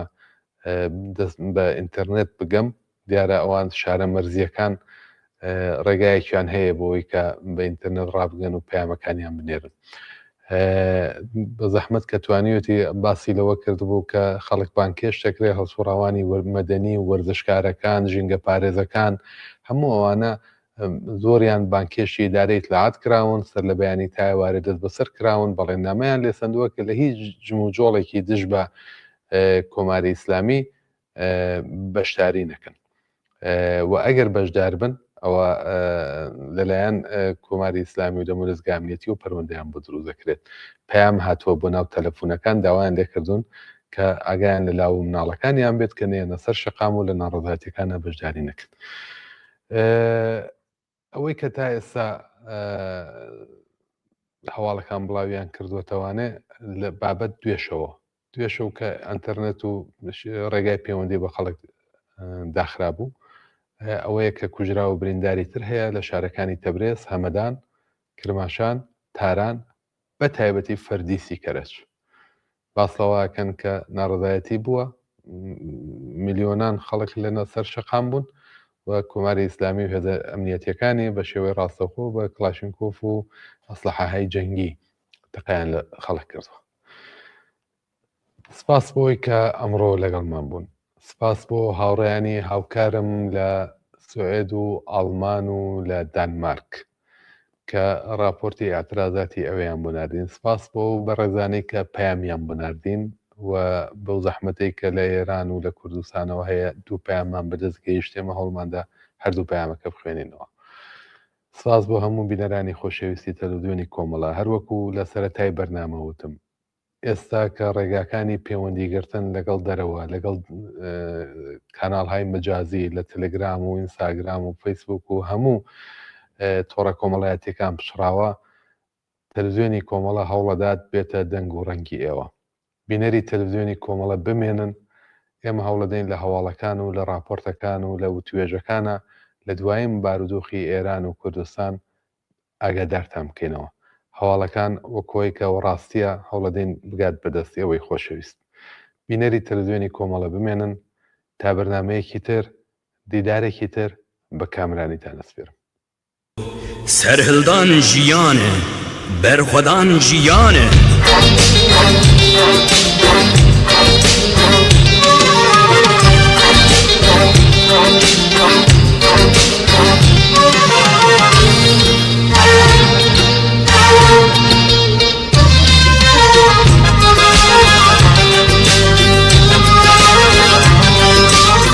سەرهڵدان سەری گیانە هەی بەرخۆدان ناوازیندان سەرهڵدان سەری گیانە هەی بەرخۆدان ناوازیندان دەنگی خۆرتا خوشتی من هەلە دەنگی کچین دلۆڤان دەنگی خۆرتا خوشتی من هەلە دەنگی کچین دلۆڤان هەی سەرهڵدان بەرخۆدان سەرهڵدان ژیانە هەی هەی بەرخۆدان ژیانە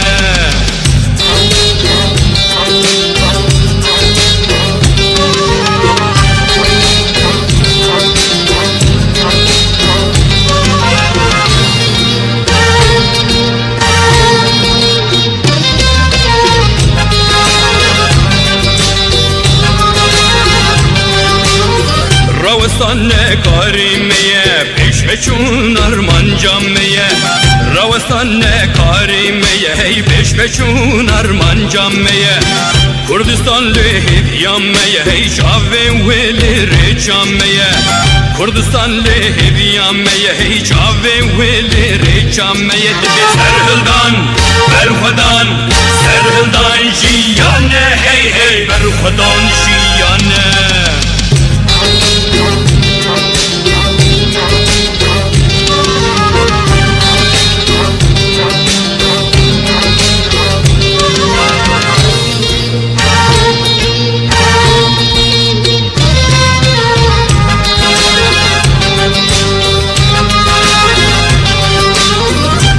کارکرش کارستانی